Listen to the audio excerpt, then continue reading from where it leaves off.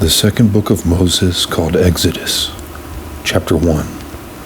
These are the names of the sons of Israel who went to Egypt with Jacob, each with his family: Reuben, Simeon, Levi, and Judah, Issachar, Zebulun, and Benjamin, Dan and Naphtali, Gad and Asher. The descendants of Jacob numbered 70 in all. Joseph was already in Egypt.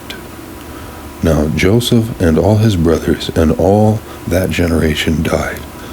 But the Israelites were exceedingly fruitful. They multiplied greatly, increased in numbers, and became so numerous that the land was filled with them. Then a new king, to whom Joseph meant nothing, came to power in Egypt. "Look," he said to his people, "the Israelites have become far too numerous for us. Come, we must deal shrewdly with them, or they will become even more numerous, and, if war breaks out, will join our enemies, fight against us, and leave the country." So they put slave masters over them to oppress them with forced labor, and they built Pithom and Ramesses as store cities for Pharaoh. But the more they were oppressed, the more they multiplied and spread. So the Egyptians came to dread the Israelites and worked them ruthlessly. They made their lives bitter with harsh labor in brick and mortar and with all kinds of work in the fields. In all their harsh labor, the Egyptians worked them ruthlessly. The king of Egypt said to the Hebrew midwives, whose names were Shiphrah and Puah, "When you are helping the Hebrew women during childbirth on the delivery stool, if you see that the baby is a boy, kill him. But if it is a girl, let her live." The midwives, however, feared God and did not do what the king of Egypt had told them to do. They let the boys live. Then the king of Egypt summoned the midwives and asked them, "Why have you done this? Why have you let the boys live?" The midwives answered Pharaoh, "Hebrew women are not like Egyptian women. They are vigorous and give birth before the midwives arrive." So God was kind to the midwives, and the people increased and became even more numerous. And because the midwives feared God, he gave them families of their own. Then Pharaoh gave this order to all his people: "Every Hebrew boy that is born you must throw into the Nile, but let every girl live." Chapter 2. Now a man of the tribe of Levi married a Levite woman, and she became pregnant and gave birth to a son. When she saw that he was a fine child, she hid him for 3 months. When she could hide him no longer, she got a papyrus basket for him and coated it with tar and pitch. Then she placed the child in it and put it among the reeds along the bank of the Nile. His sister stood at a distance to see what would happen to him. Then Pharaoh's daughter went down to the Nile to bathe, and her attendants were walking along the river bank. She saw the basket among the reeds and sent her female slave to get it. She opened it and saw the baby. He was crying, and she felt sorry for him. "This is one of the Hebrew babies," she said. Then his sister asked Pharaoh's daughter, "Shall I go and get one of the Hebrew women to nurse the baby for you?" "Yes, go," she answered. So the girl went and got the baby's mother. Pharaoh's daughter said to her, "Take this baby and nurse him for me, and I will pay you." So the woman took the baby and nursed him. When the child grew older, she took him to Pharaoh's daughter, and he became her son. She named him Moses, saying, "I drew him out of the water." One day, after Moses had grown up, he went out to where his own people were and watched them at their hard labor. He saw an Egyptian beating a Hebrew, one of his own people. Looking this way and that and seeing no one, he killed the Egyptian and hid him in the sand. The next day he went out and saw 2 Hebrews fighting. He asked the one in the wrong, "Why are you hitting your fellow Hebrew?" The man said, "Who made you ruler and judge over us? Are you thinking of killing me as you killed the Egyptian?" Then Moses was afraid and thought, "What I did must have become known." When Pharaoh heard of this, he tried to kill Moses. But Moses fled from Pharaoh and went to live in Midian, where he sat down by a well. Now a priest of Midian had 7 daughters, and they came to draw water and fill the troughs to water their father's flock. Some shepherds came along and drove them away. But Moses got up and came to their rescue and watered their flock. When the girls returned to Reuel, their father, he asked them, "Why have you returned so early today?" They answered, "An Egyptian rescued us from the shepherds. He even drew water for us and watered the flock." "And where is he?" Reuel asked his daughters. "Why did you leave him? Invite him to have something to eat." Moses agreed to stay with the man, who gave his daughter Zipporah to Moses in marriage.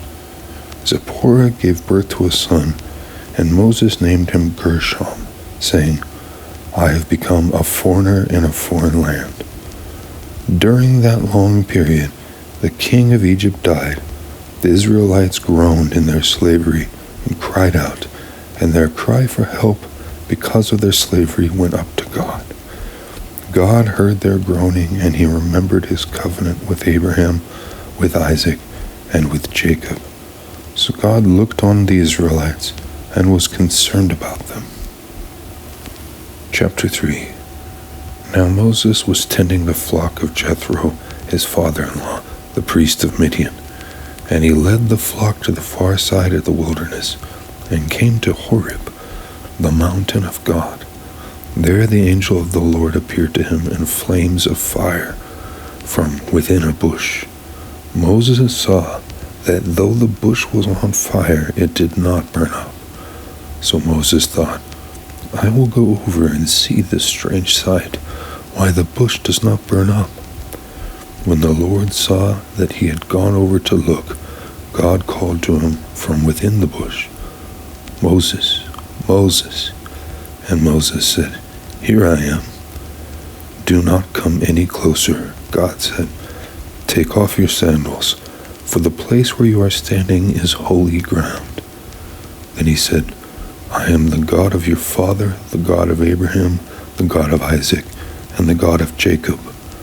At this, Moses hid his face, because he was afraid to look at God. The Lord said, "I have indeed seen the misery of my people in Egypt. I have heard them crying out because of their slave drivers, and I am concerned about their suffering. So I have come down to rescue them from the hand of the Egyptians, and to bring them up out of that land into a good spacious land, a land flowing with milk and honey, the home of the Canaanites, Hittites, Amorites, Perizzites, Hivites, and Jebusites. And now the cry of the Israelites has reached me, and I have seen the way the Egyptians are oppressing them.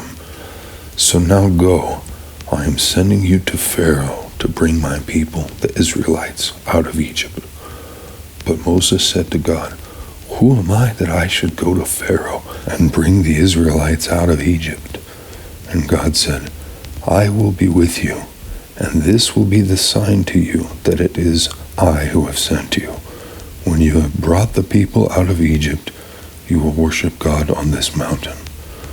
Moses said to God, "Suppose I go to the Israelites and say to them, 'The God of your fathers has sent me to you,' and they ask me, 'What is his name?' Then what should I tell them?" God said to Moses, "I am who I am. This is what you are to say to the Israelites. I am has sent me to you." God also said to Moses, "Say to the Israelites, 'The Lord, the God of your fathers, the God of Abraham, the God of Isaac, and the God of Jacob, has sent me to you. This is my name forever, the name you shall call me from generation to generation.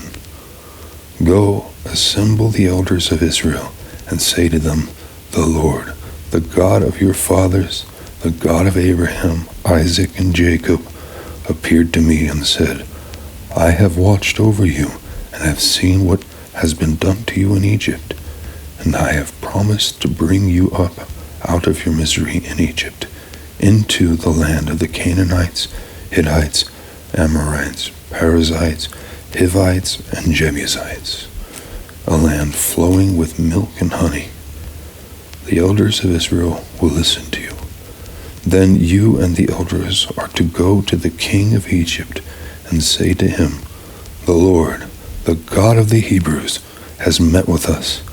Let us take a 3-day journey into the wilderness to offer sacrifices to the Lord our God.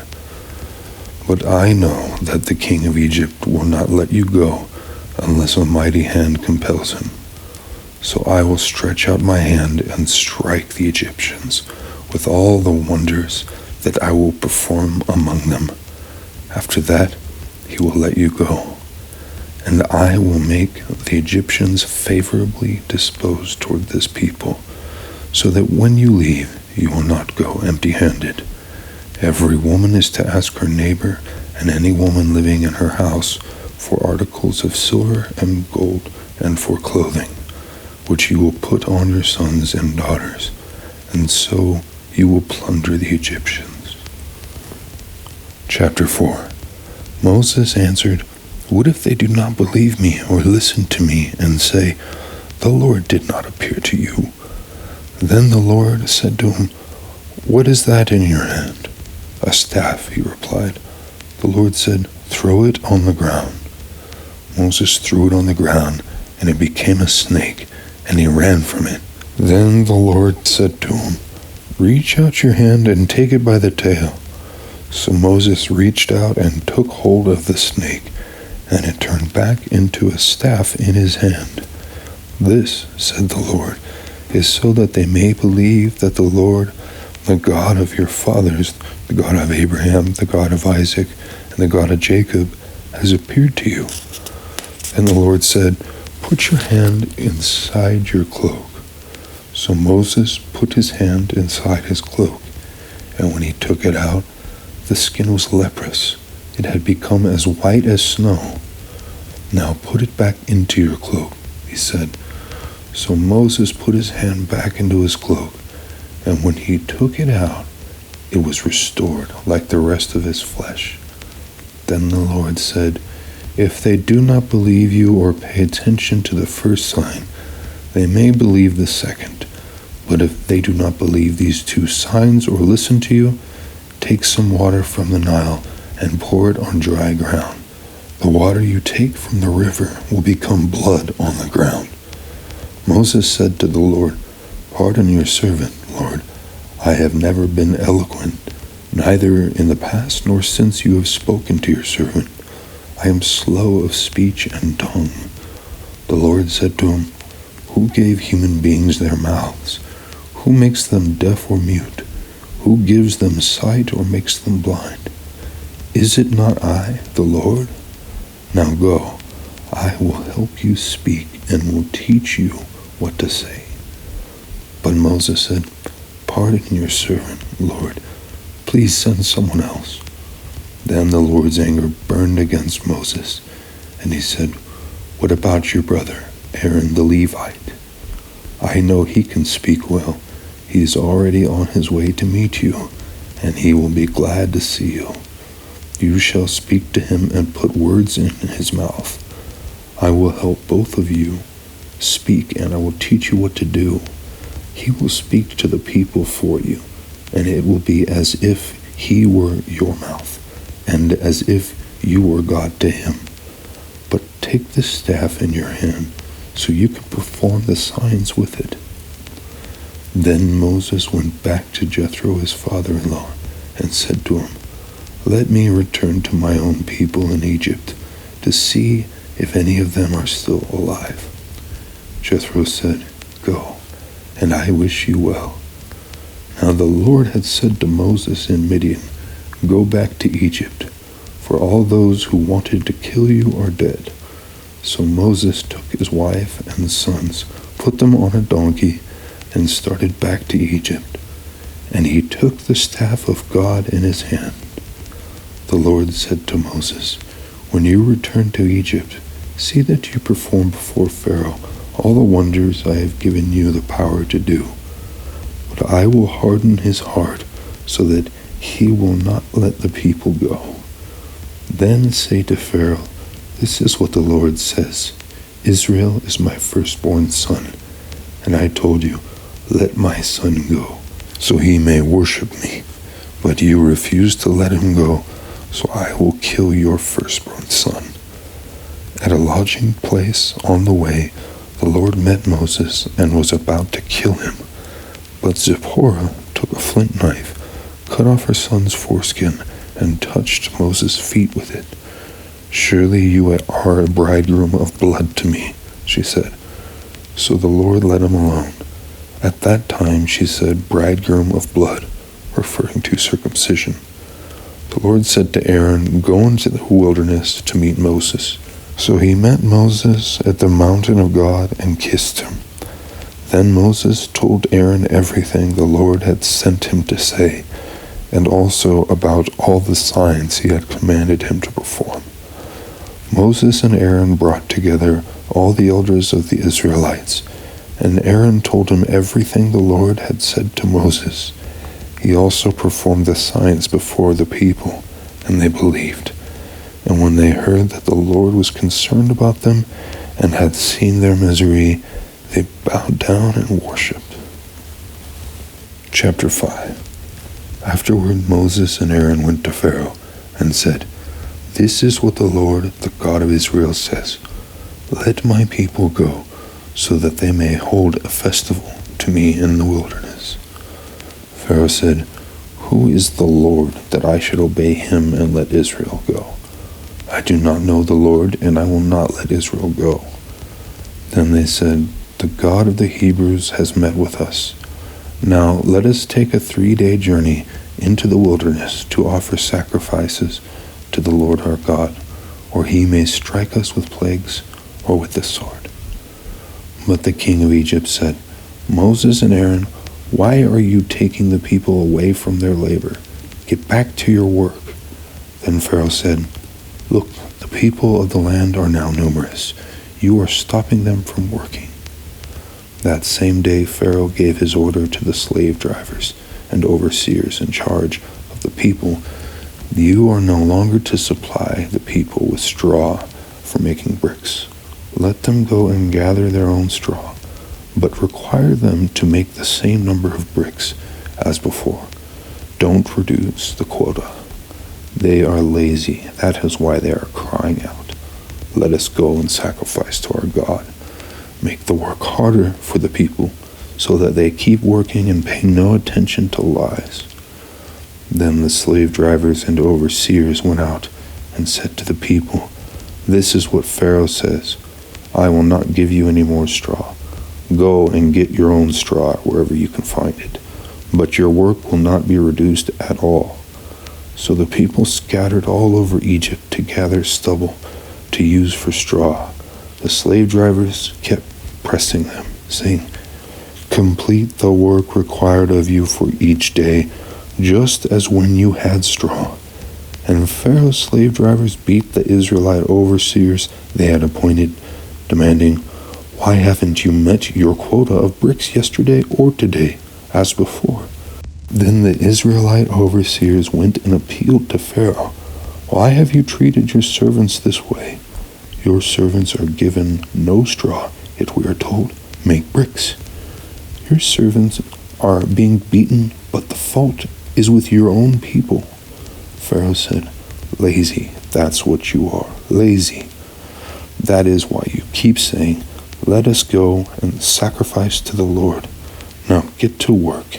You will not be given any straw, yet you must produce your full quota of bricks. The Israelite overseers realized they were in trouble when they were told, you are not to reduce the number of bricks required of you for each day. When they left Pharaoh, they found Moses and Aaron waiting to meet them, and they said, may the Lord look on you and judge you. You have made us obnoxious to Pharaoh and his officials, and have put a sword in their hand to kill us. Moses returned to the Lord and said, Why, Lord, why have you brought trouble on this people? Is this why you sent me? Ever since I went to Pharaoh to speak in your name, he has brought trouble on this people, and you have not rescued your people at all.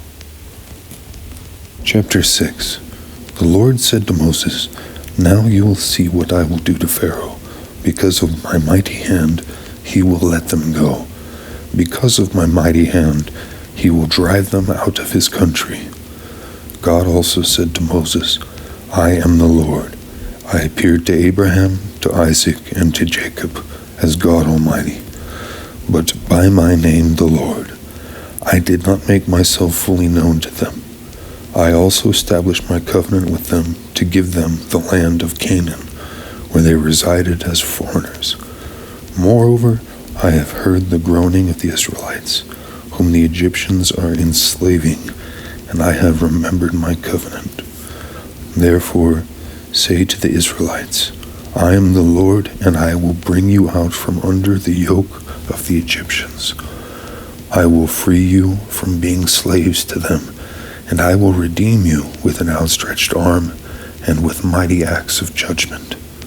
I will take you as my own people, and I will be your God. Then you will know that I am the Lord your God, who brought you out from under the yoke of the Egyptians. And I will bring you to the land I swore with uplifted hand to give to Abraham, to Isaac, and to Jacob. I will give it to you as a possession. I am the Lord.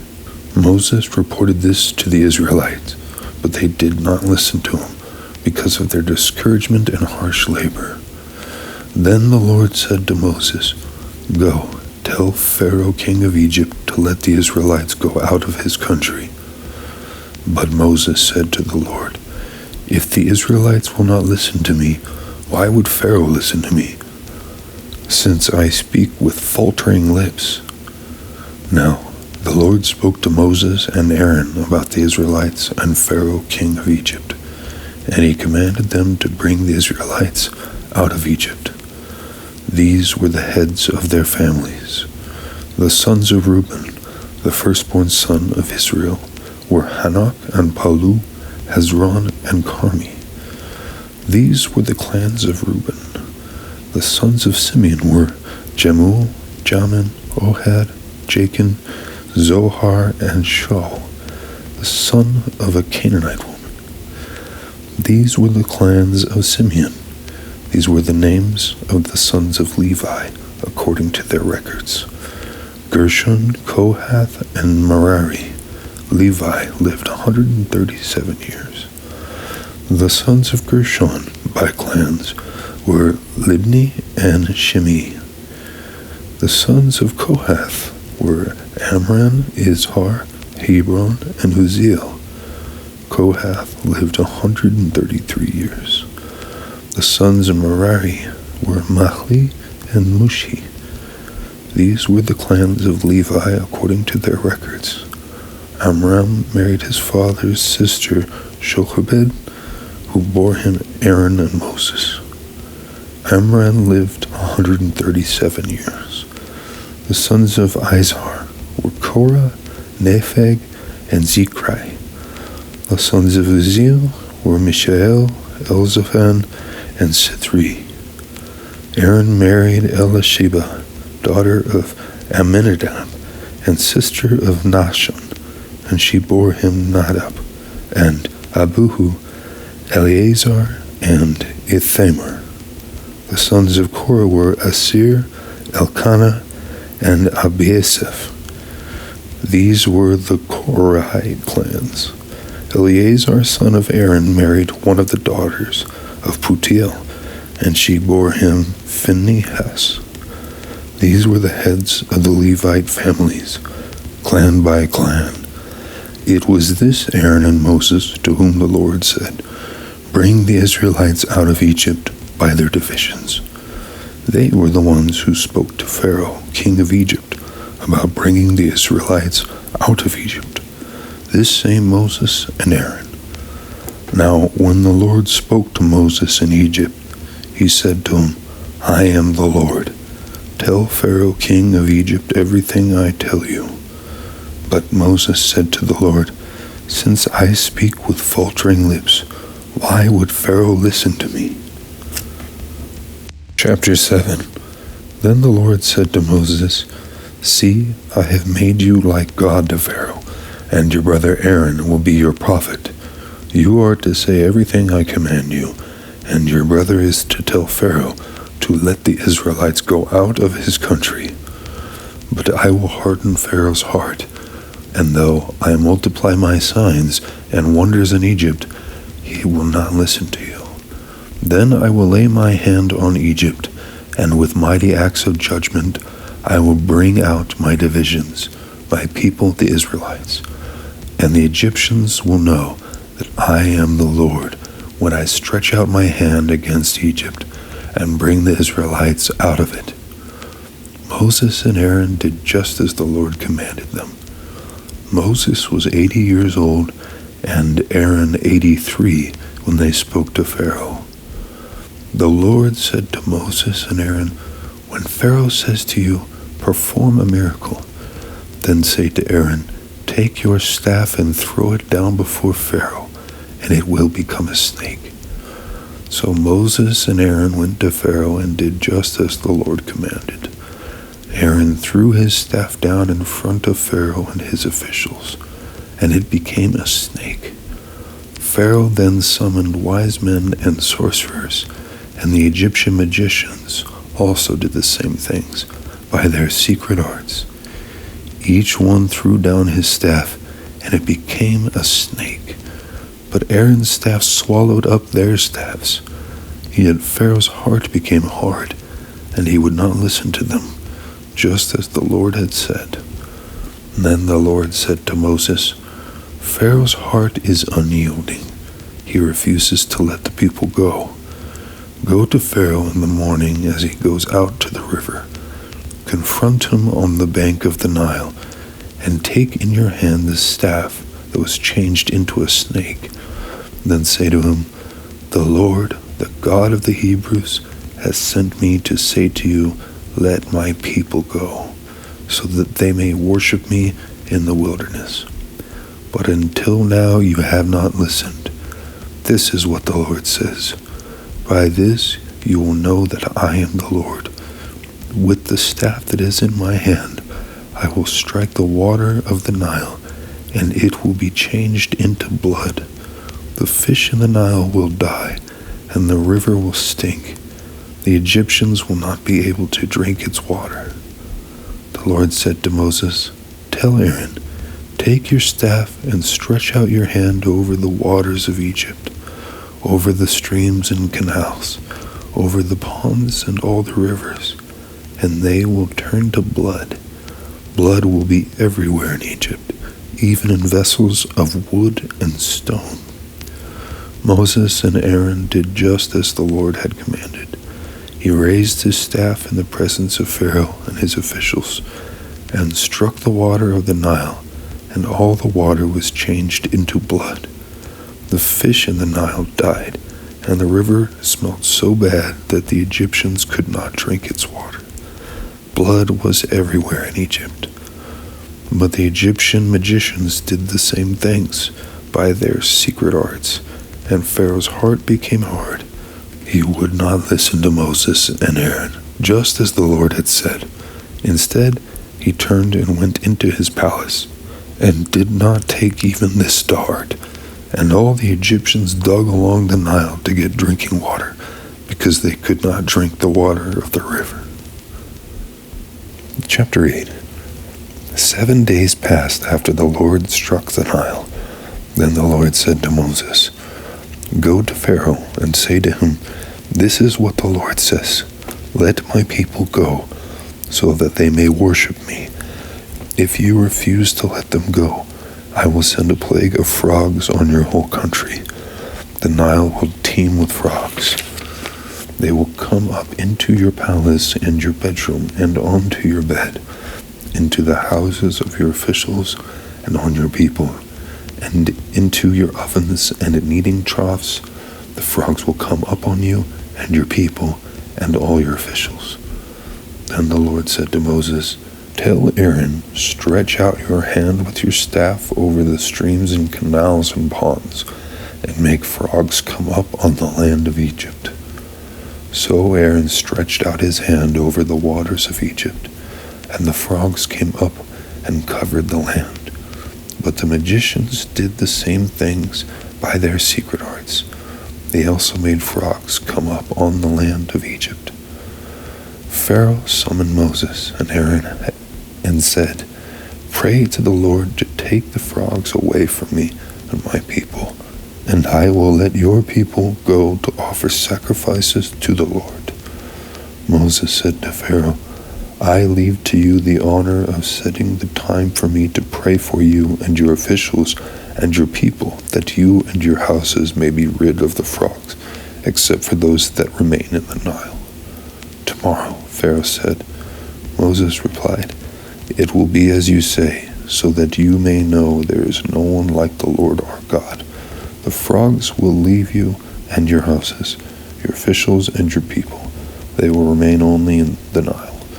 After Moses and Aaron left Pharaoh, Moses cried out to the Lord about the frogs he had brought on Pharaoh. And the Lord did what Moses asked. The frogs died in the houses, in the courtyards, and in the fields. They were piled into heaps, and the land reeked of them. But when Pharaoh saw that there was relief, he hardened his heart and would not listen to Moses and Aaron, just as the Lord had said. Then the Lord said to Moses, "Tell Aaron, stretch out your staff and strike the dust of the ground, and throughout the land of Egypt the dust will become gnats." They did this, and when Aaron stretched out his hand with the staff and struck the dust of the ground, gnats came on people and animals. All the dust throughout the land of Egypt became gnats. But when the magicians tried to produce gnats by their secret arts, they could not. Since the gnats were on people and animals everywhere, the magicians said to Pharaoh, "This is the finger of God." But Pharaoh's heart was hard, and he would not listen, just as the Lord had said. Then the Lord said to Moses, "Get up early in the morning and confront Pharaoh as he goes to the river, and say to him, 'This is what the Lord says. Let my people go, so that they may worship me. If you do not let my people go, I will send swarms of flies on you and your officials, on your people and into your houses. The houses of the Egyptians will be full of flies. Even the ground will be covered with them. But on that day I will deal differently with the land of Goshen, where my people live. No swarms of flies will be there, so that you will know that I, the Lord, am in this land. I will make a distinction between my people and your people. This sign will occur tomorrow." And the Lord did this. Dense swarms of flies poured into Pharaoh's palace and into the houses of his officials. Throughout Egypt the land was ruined by the flies. Then Pharaoh summoned Moses and Aaron and said, "Go, sacrifice to your God here in the land." But Moses said, "That would not be right. The sacrifices we offer the Lord our God would be detestable to the Egyptians. And if we offer sacrifices that are detestable in their eyes, will they not stone us? We must take a 3-day journey into the wilderness to offer sacrifices to the Lord our God as he commands us." Pharaoh said, "I will let you go to offer sacrifices to the Lord your God in the wilderness, but you must not go very far. Now pray for me." Moses answered, "As soon as I leave you, I will pray to the Lord, and tomorrow the flies will leave Pharaoh and his officials and his people. Only let Pharaoh be sure that he does not act deceitfully again by not letting the people go to offer sacrifices to the Lord." Then Moses left Pharaoh and prayed to the Lord. And the Lord did what Moses asked. The flies left Pharaoh and his officials and his people. Not a fly remained. But this time also Pharaoh hardened his heart and would not let the people go. Chapter 9. Then the Lord said to Moses, "Go to Pharaoh and say to him, 'This is what the Lord, the God of the Hebrews says, Let my people go, so that they may worship me. If you refuse to let them go and continue to hold them back, the hand of the Lord will bring a terrible plague on your livestock in the field, on your horses, donkeys, and camels, and on your cattle, sheep, and goats. But the Lord will make a distinction between the livestock of Israel and that of Egypt, so that no animal belonging to the Israelites will die.' The Lord set a time and said, 'Tomorrow the Lord will do this in the land.' And the next day the Lord did it. All the livestock of the Egyptians died, but not one animal belonging to the Israelites died. Pharaoh investigated and found that not even one of the animals of the Israelites had died. Yet his heart was unyielding, and he would not let the people go. Then the Lord said to Moses and Aaron, 'Take handfuls of soot from a furnace and have Moses toss it into the air in the presence of Pharaoh. It will become fine dust over the whole land of Egypt, and festering boils will break out on people and animals throughout the land.' So they took soot from a furnace and stood before Pharaoh. Moses tossed it into the air, and festering boils broke out on people and animals. The magicians could not stand before Moses because of the boils that were on them and on all the Egyptians. But the Lord hardened Pharaoh's heart, and he would not listen to Moses and Aaron, just as the Lord had said to Moses. Then the Lord said to Moses, 'Get up early in the morning, confront Pharaoh, and say to him, This is what the Lord, the God of the Hebrews says, Let my people go, so that they may worship me. Or this time I will send the full force of my plagues against you, and against your officials and your people, so you may know that there is no one like me in all the earth. For by now I could have stretched out my hand and struck you and your people with a plague that would have wiped you off the earth. But I have raised you up for this very purpose, that I might show you my power and that my name might be proclaimed in all the earth. You still set yourself against my people and will not let them go. Therefore, at this time tomorrow, I will send the worst hailstorm that has ever fallen on Egypt from the day it was founded till now. Give an order to bring your livestock and everything you have in the field to a place of shelter, because the hail will fall on every person and animal that has not been brought in and is still out in the field, and they will die." Those officials of Pharaoh who feared the word of the Lord hurried to bring their slaves and their livestock inside. But those who ignored the word of the Lord left their slaves and livestock in the field. Then the Lord said to Moses, "Stretch out your hand toward the sky, so that hail will fall all over Egypt, on people and animals, and on everything growing in the fields of Egypt."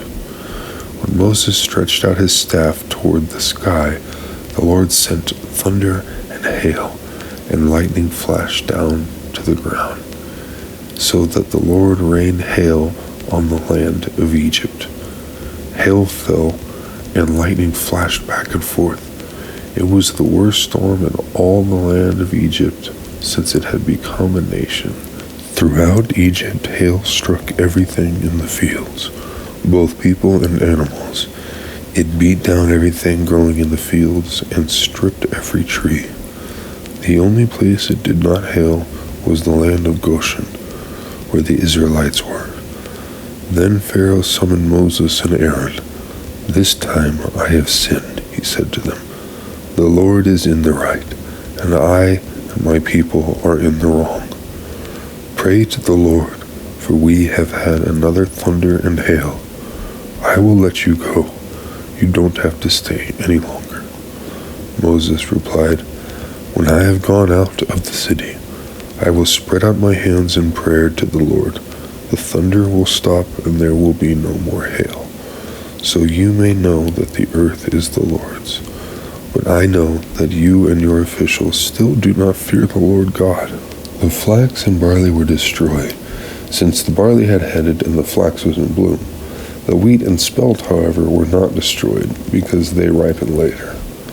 Then Moses left Pharaoh, and went out of the city. He spread out his hands toward the Lord. The thunder and hail stopped, and the rain no longer poured down on the land.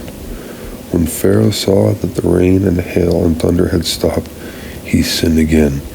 He and his officials hardened their hearts. So Pharaoh's heart was hard, and he would not let the Israelites go, just as the Lord had said through Moses. Chapter 10. Then the Lord said to Moses, Go to Pharaoh, for I have hardened his heart and the hearts of his officials, so that I may perform these signs of mine among them, that you may tell your children and grandchildren how I dealt harshly with the Egyptians, and how I performed my signs among them, and that you may know that I am the Lord. So Moses and Aaron went to Pharaoh and said to him, This is what the Lord, the God of the Hebrews, says. How long will you refuse to humble yourself before me? Let my people go, so that they may worship me. If you refuse to let them go, I will bring locusts into your country tomorrow. They will cover the face of the ground, so that it cannot be seen. They will devour what little you have left after the hail, including every tree that is growing in your fields.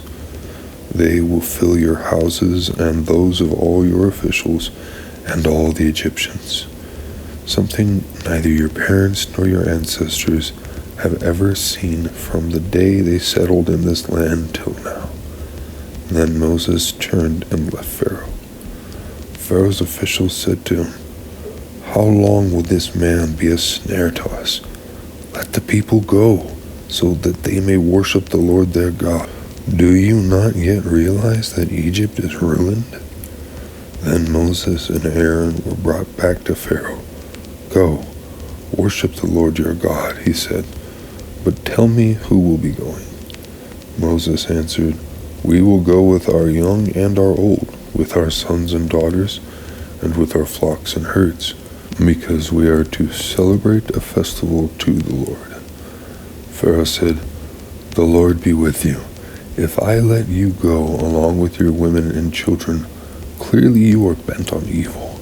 No, have only the men go and worship the Lord, since that's what you have been asking for. Then Moses and Aaron were driven out of Pharaoh's presence. The Lord said to Moses, Stretch out your hand over Egypt, so that locusts swarm over the land and devour everything growing in the fields, everything left by the hail.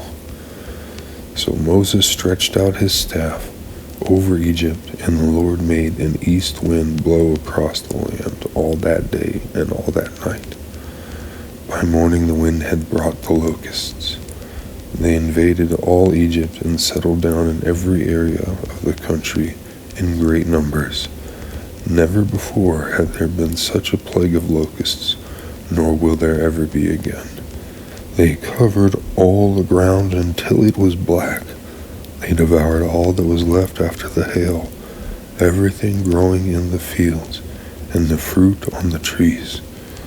Nothing green remained on tree or plant in all the land of Egypt. Pharaoh quickly summoned Moses and Aaron and said, I have sinned against the Lord your God and against you. Now forgive my sin once more, and pray to the Lord your God to take this deadly plague away from me. Moses then left Pharaoh and prayed to the Lord. And the Lord changed the wind to a very strong west wind, which caught up the locusts and carried them into the Red Sea. Not a locust was left anywhere in Egypt. But the Lord hardened Pharaoh's heart, and he would not let the Israelites go. Then the Lord said to Moses, Stretch out your hand toward the sky, so that darkness spreads over Egypt, darkness that can be felt, So Moses stretched out his hand toward the sky, and total darkness covered all Egypt for 3 days. No one could see anyone else or move about for 3 days. Yet all the Israelites had light in the places where they lived. Then Pharaoh summoned Moses and said, "Go, worship the Lord. Even your women and children may go with you. Only leave your flocks and herds behind." But Moses said, "You must allow us to have sacrifices and burnt offerings to present to the Lord our God. Our livestock too must go with us. Not a hoof is to be left behind. We have to use some of them in worshiping the Lord our God. And until we get there, we will not know what we are to use to worship the Lord." But the Lord hardened Pharaoh's heart, and he was not willing to let them go. Pharaoh said to Moses, "Get out of my sight. Make sure you do not appear before me again. The day you see my face, you will die." "Just as you say," Moses replied. "I will never appear before you again." Chapter 11. Now the Lord had said to Moses, "I will bring one more plague on Pharaoh and on Egypt. After that, he will let you go from here, and when he does, he will drive you out completely. Tell the people that men and women alike are to ask their neighbors for articles of silver and gold." The Lord made the Egyptians favorably disposed toward the people, and Moses himself was highly regarded in Egypt by Pharaoh's officials and by the people. So Moses said, "This is what the Lord says. About midnight I will go throughout Egypt. Every firstborn son in Egypt will die, from the firstborn son of Pharaoh who sits on the throne to the firstborn son of the female slave who is at her handmill, and all the firstborn of the cattle as well. There will be loud wailing throughout Egypt, worse than there has ever been or ever will be again. But among the Israelites, not a dog will bark at any person or animal. Then you will know that the Lord makes a distinction between Egypt and Israel. All these officials of yours will come to me, bowing down before me and saying, 'Go, you and all the people who follow you. After that I will leave.'" Then Moses, hot with anger, left Pharaoh. The Lord had said to Moses, "Pharaoh will refuse to listen to you, so that my wonders may be multiplied in Egypt." Moses and Aaron performed all these wonders before Pharaoh, but the Lord hardened Pharaoh's heart, and he would not let the Israelites go out of his country. Chapter 12. The Lord said to Moses and Aaron in Egypt, "This month is to be for you the first month of your year. Tell the whole community of Israel that on the 10th day of this month, each man is to take a lamb for his family, one for each household. If any household is too small for a whole lamb, they must share one with their nearest neighbor, having taken into account the number of people there are. You are to determine the amount of lamb needed in accordance with what each person will eat. The animals you choose must be year-old males without defect, and you may take them from the sheep or the goats. Take care of them until the 14th day of the month, when all the members of the community of Israel must slaughter them at twilight. Then they are to take some of the blood and put it on the sides and tops of the door frames of the houses where they eat the lambs. That same night they are to eat the meat roasted over the fire, along with bitter herbs and bread made without yeast.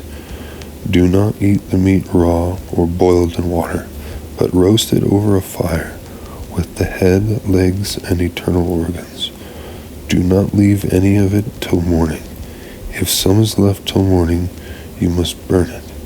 This is how you are to eat it, with your cloak tucked into your belt, your sandals on your feet, and your staff in your hand. Eat it in haste. It is the Lord's Passover. On the same night I will pass through Egypt and strike down every firstborn of both people and animals, and I will bring judgment on all the gods of Egypt.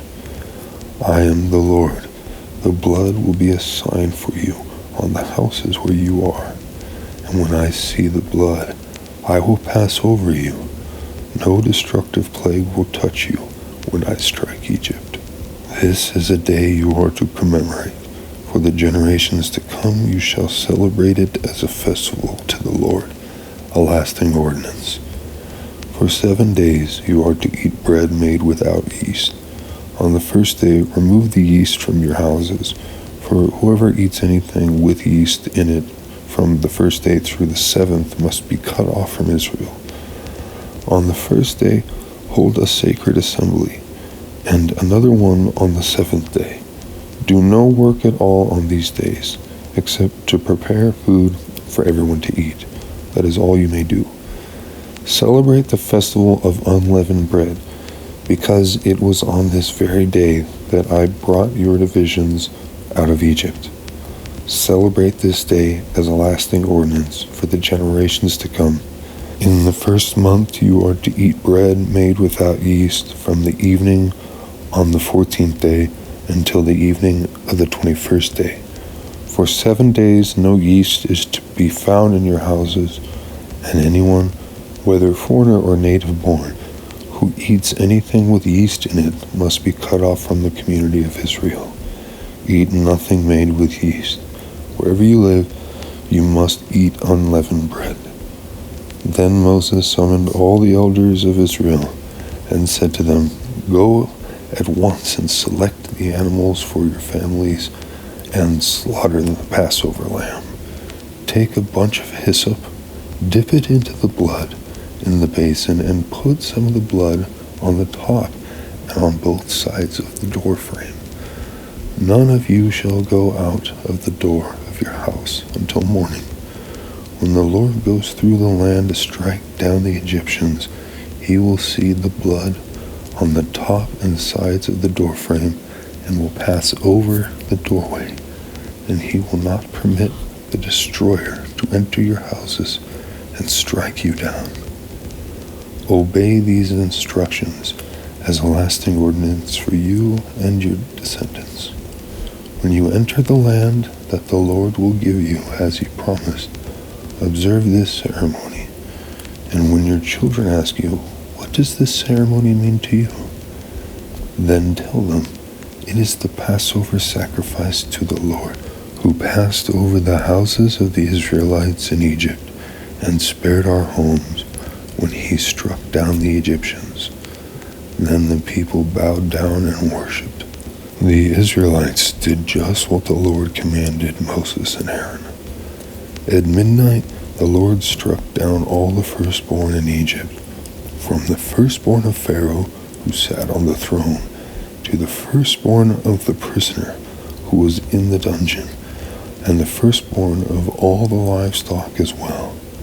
Pharaoh and all his officials and all the Egyptians got up during the night, and there was loud wailing in Egypt, and there was not a house without someone dead.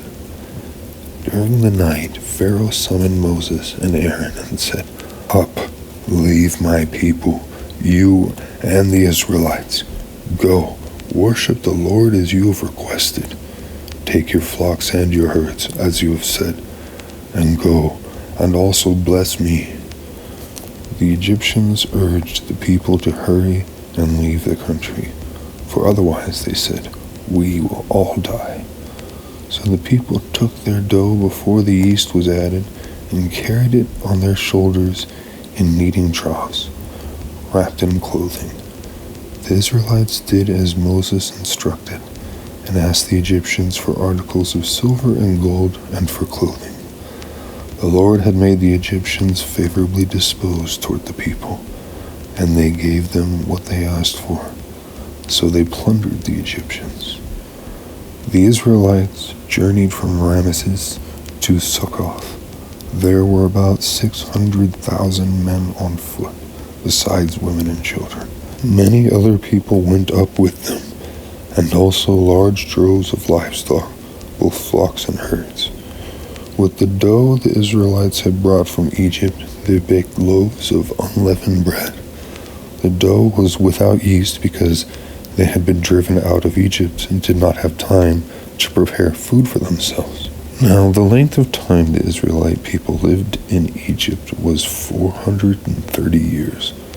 At the end of the 430 years, to the very day, all the Lord's divisions left Egypt, because the Lord kept vigil that night to bring them out of Egypt. On this night all the Israelites are to keep vigil to honor the Lord for the generations to come.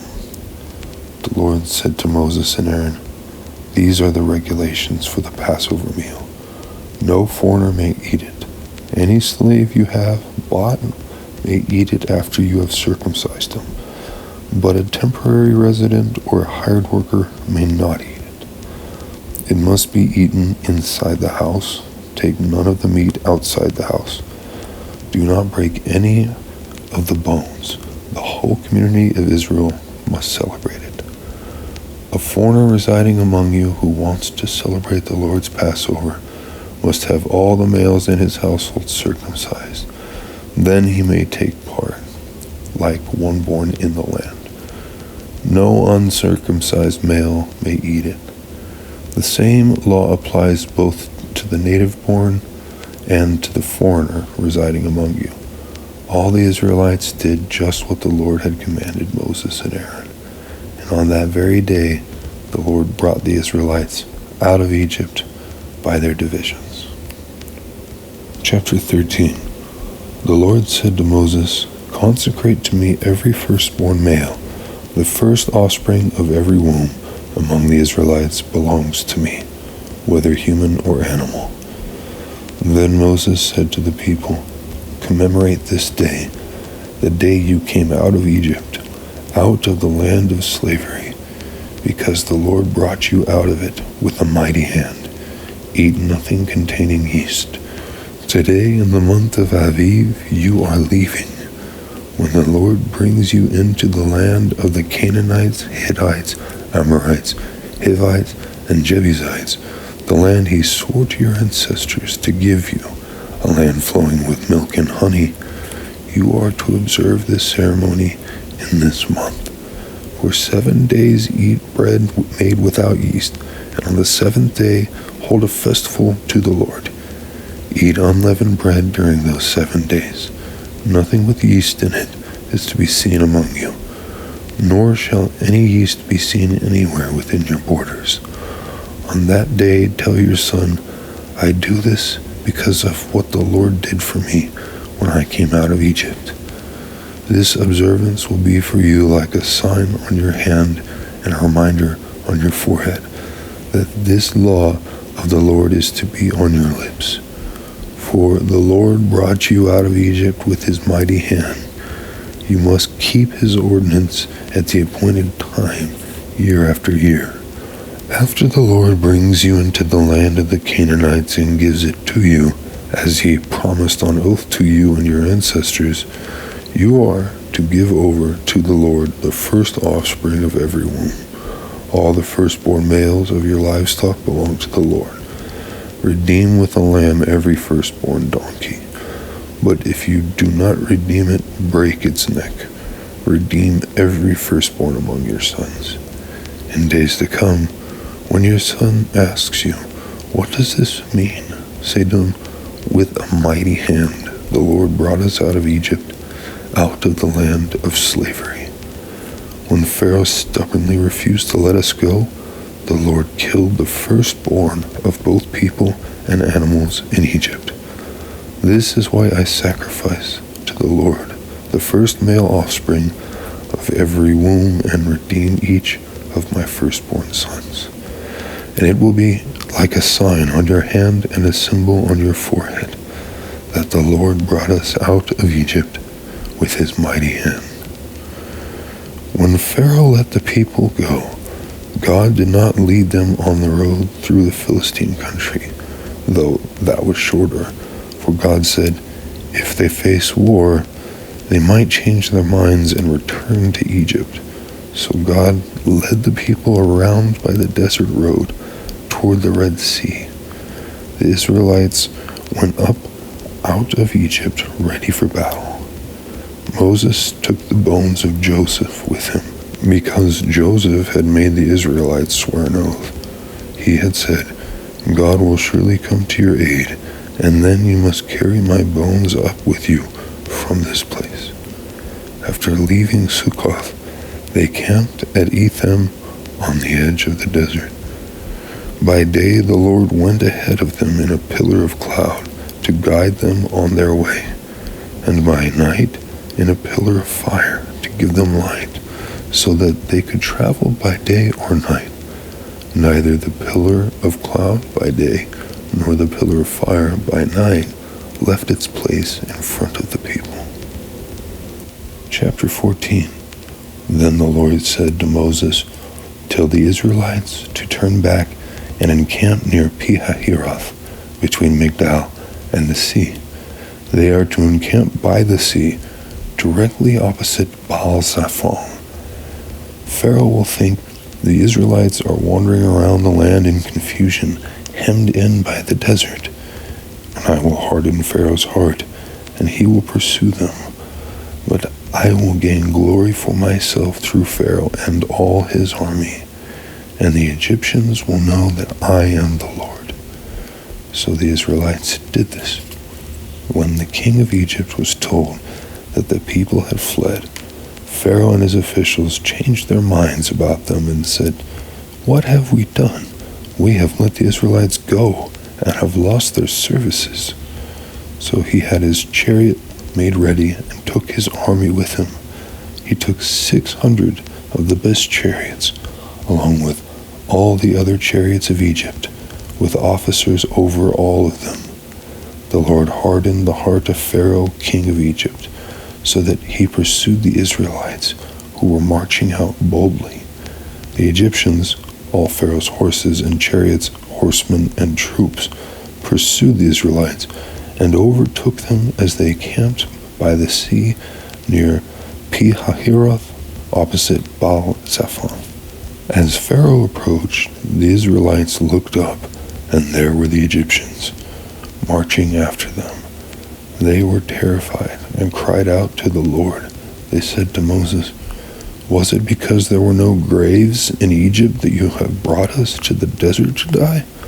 What have you done to us by bringing us out of Egypt?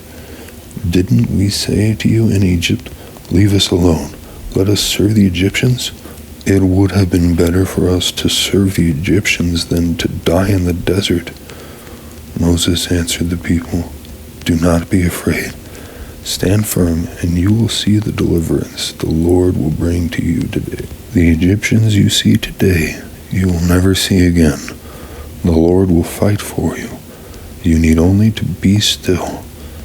Then the Lord said to Moses, Why are you crying out to me? Tell the Israelites to move on. Raise your staff and stretch out your hand over the sea to divide the water, so that the Israelites can go through the sea on dry ground. I will harden the hearts of the Egyptians, so that they will go in after them, and I will gain glory through Pharaoh and all his army, through his chariots and his horsemen. The Egyptians will know that I am the Lord, when I gain glory through Pharaoh, his chariots, and his horsemen. Then the angel of God, who had been traveling in front of Israel's army, withdrew and went behind them, coming between the armies of Egypt and Israel. Throughout the night, the cloud brought darkness to the one side and light to the other side, so neither went near the other all night long. Then Moses stretched out his hand over the sea, and all that night the Lord drove the sea back with a strong east wind and turned it into dry land. The waters were divided, and the Israelites went through the sea on dry ground, with a wall of water on their right and on their left. The Egyptians pursued them, and all Pharaoh's horses and chariots and horsemen followed them into the sea. During the last watch of the night, the Lord looked down from the pillar of fire and cloud at the Egyptian army and threw it into confusion. He jammed the wheels of their chariots so that they had difficulty driving. And the Egyptians said, "Let's get away from the Israelites. The Lord is fighting for them against Egypt." Then the Lord said to Moses, "Stretch out your hand over the sea so that the waters may flow back over the Egyptians and their chariots and horsemen." Moses stretched out his hand over the sea, and at daybreak the sea went back to its place. The Egyptians were fleeing toward it, and the Lord swept them into the sea. The water flowed back and covered the chariots and horsemen, the entire army of Pharaoh that had followed the Israelites into the sea. Not one of them survived, but the Israelites went through the sea on dry ground, with a wall of water on their right and on their left. That day the Lord saved Israel from the hands of the Egyptians, and Israel saw the Egyptians lying dead on the shore. And when the Israelites saw the mighty hand of the Lord displayed against the Egyptians, the people feared the Lord and put their trust in him and in Moses his servant. Chapter 15. Then Moses and the Israelites sang this song to the Lord. "I will sing to the Lord, for he is highly exalted. Both horse and driver he has hurled into the sea. The Lord is my strength and my defense. He has become my salvation. He is my God, and I will praise him, my Father's God, and I will exalt him. The Lord is a warrior. The Lord is his name. Pharaoh's chariots and his army he has hurled into the sea. The best of Pharaoh's officers are drowned in the Red Sea. The deep waters have covered them. They sink to the depths like a stone. Your right hand, Lord, was majestic in power. Your right hand, Lord, shattered the enemy. In the greatness of your majesty, you threw down those who opposed you. You unleashed your burning anger. It consumed them like stubble. By the blast of your nostrils, the waters piled up. The surging waters stood up like a wall. The deep waters congealed in the heart of the sea. The enemy boasted, "I will pursue. I will overtake them. I will divide the spoils. I will gorge myself on them. I will draw my sword, and my hand will destroy them." But you blew with your breath, and the sea covered them. They sank like lead in the mighty waters. Who among the gods is like you, Lord? Who is like you, majestic in holiness, awesome in glory, working wonders? The nations will hear and tremble. Anguish will grip the people of Philistia. The chiefs of Edom will be terrified. The leaders of Moab will be seized with trembling. The people of Canaan will melt away. Terror and dread will fall on them. By the power of your arm, they will be as still as a stone until your people pass by, Lord. Until the people you bought pass by, you will bring them in and plant them on the mountain of your inheritance, the place, Lord, you made for your dwelling, the sanctuary, Lord, your hands established. The Lord reigns forever and ever. When Pharaoh's horses, chariots, and horsemen went into the sea, the Lord brought the waters of the sea back over them. But the Israelites walked through the sea on dry ground. Then Miriam, the prophet, Aaron's sister, took a timbrel in her hand, and all the women followed her with timbrels and dancing. Miriam sang to them, "Sing to the Lord, for he is highly exalted. Both horse and driver he has hurled into the sea." Then Moses led Israel from the Red Sea, and they went into the desert of Shur. For 3 days they traveled in the desert without finding water. When they came to Marah, they could not drink its water because it was bitter. This is why the place is called Marah. So the people grumbled against Moses, saying, "What are we to drink?" Then Moses cried out to the Lord, and the Lord showed him a piece of wood. He threw it into the water, and the water became fit to drink. There the Lord issued a ruling and instruction for them, and put them to the test. He said, "If you listen carefully to the Lord your God, and do what is right in his eyes, if you pay attention to his commands and keep all his decrees, I will not bring on you any of the diseases I brought on the Egyptians, for I am the Lord who heals you." Then they came to Elim, where there were 12 springs and 70 palm trees, and they camped there near the water. Chapter 16. The whole Israelite community set out from Elim and came to the desert of Sin, which is between Elim and Sinai, on the 15th day of the 2nd month after they had come out of Egypt. In the desert the whole community grumbled against Moses and Aaron. The Israelites said to them, "If only we had died by the Lord's hand in Egypt. There we sat around pots of meat and ate all the food we wanted. But you have brought us out into this desert to starve this entire assembly to death." Then the Lord said to Moses, "I will rain down bread from heaven for you. The people are to go out each day and gather enough for that day. In this way I will test them and see whether they follow my instructions. On the 6th day they are to prepare what they bring in, and that is to be twice as much as they gather on the other days." So Moses and Aaron said to all the Israelites, "In the evening you will know that it was the Lord who brought you out of Egypt. And in the morning you will see the glory of the Lord, because he has heard your grumbling against him.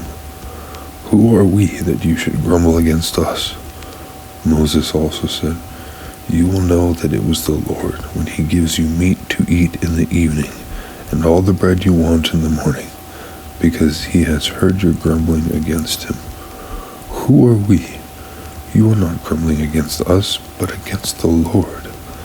Then Moses told Aaron, "Say to the entire Israelite community, 'Come before the Lord, for he has heard your grumbling.'" While Aaron was speaking to the whole Israelite community, they looked toward the desert, and there was the glory of the Lord appearing in the cloud. The Lord said to Moses, "I have heard the grumbling of the Israelites. Tell them, at twilight you will eat meat, and in the morning you will be filled with bread. Then you will know that I am the Lord your God." That evening quail came and covered the camp, and in the morning there was a layer of dew around the camp. When the dew was gone, thin flakes like frost on the ground appeared on the desert floor. When the Israelites saw it, they said to each other, "What is it?" For they did not know what it was. Moses said to them, "It is the bread the Lord has given you to eat. This is what the Lord has commanded. Everyone is to gather as much as they need. Take an omer for each person you have in your tent." The Israelites did as they were told. Some gathered much, some little, and when they measured it by the omer, the one who gathered much did not have too much, and the one who gathered little did not have too little. Everyone had gathered just as much as they needed. Then Moses said to them, "No one is to keep any of it until morning." However, some of them paid no attention to Moses. They kept part of it until morning, but it was full of maggots and began to smell. So Moses was angry with them. Each morning everyone gathered as much as they needed, and when the sun grew hot, it melted away. On the 6th day they gathered twice as much, 2 omers for each person. And the leaders of the community came and reported this to Moses. He said to them, "This is what the Lord commanded. Tomorrow is to be a day of Sabbath rest, a holy Sabbath to the Lord. So bake what you want to bake and boil what you want to boil. Save whatever is left and keep it until morning."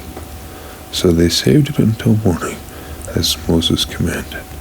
and it did not stink or get maggots in it. Eat it today, Moses said, because today is a Sabbath to the Lord. You will not find any of it on the ground today. 6 days you are to gather it, but on the seventh, the Sabbath, there will not be any. Nevertheless, some of the people went out on the seventh day to gather it, but they found none. Then the Lord said to Moses, "How long will you refuse to keep my commands and my instructions?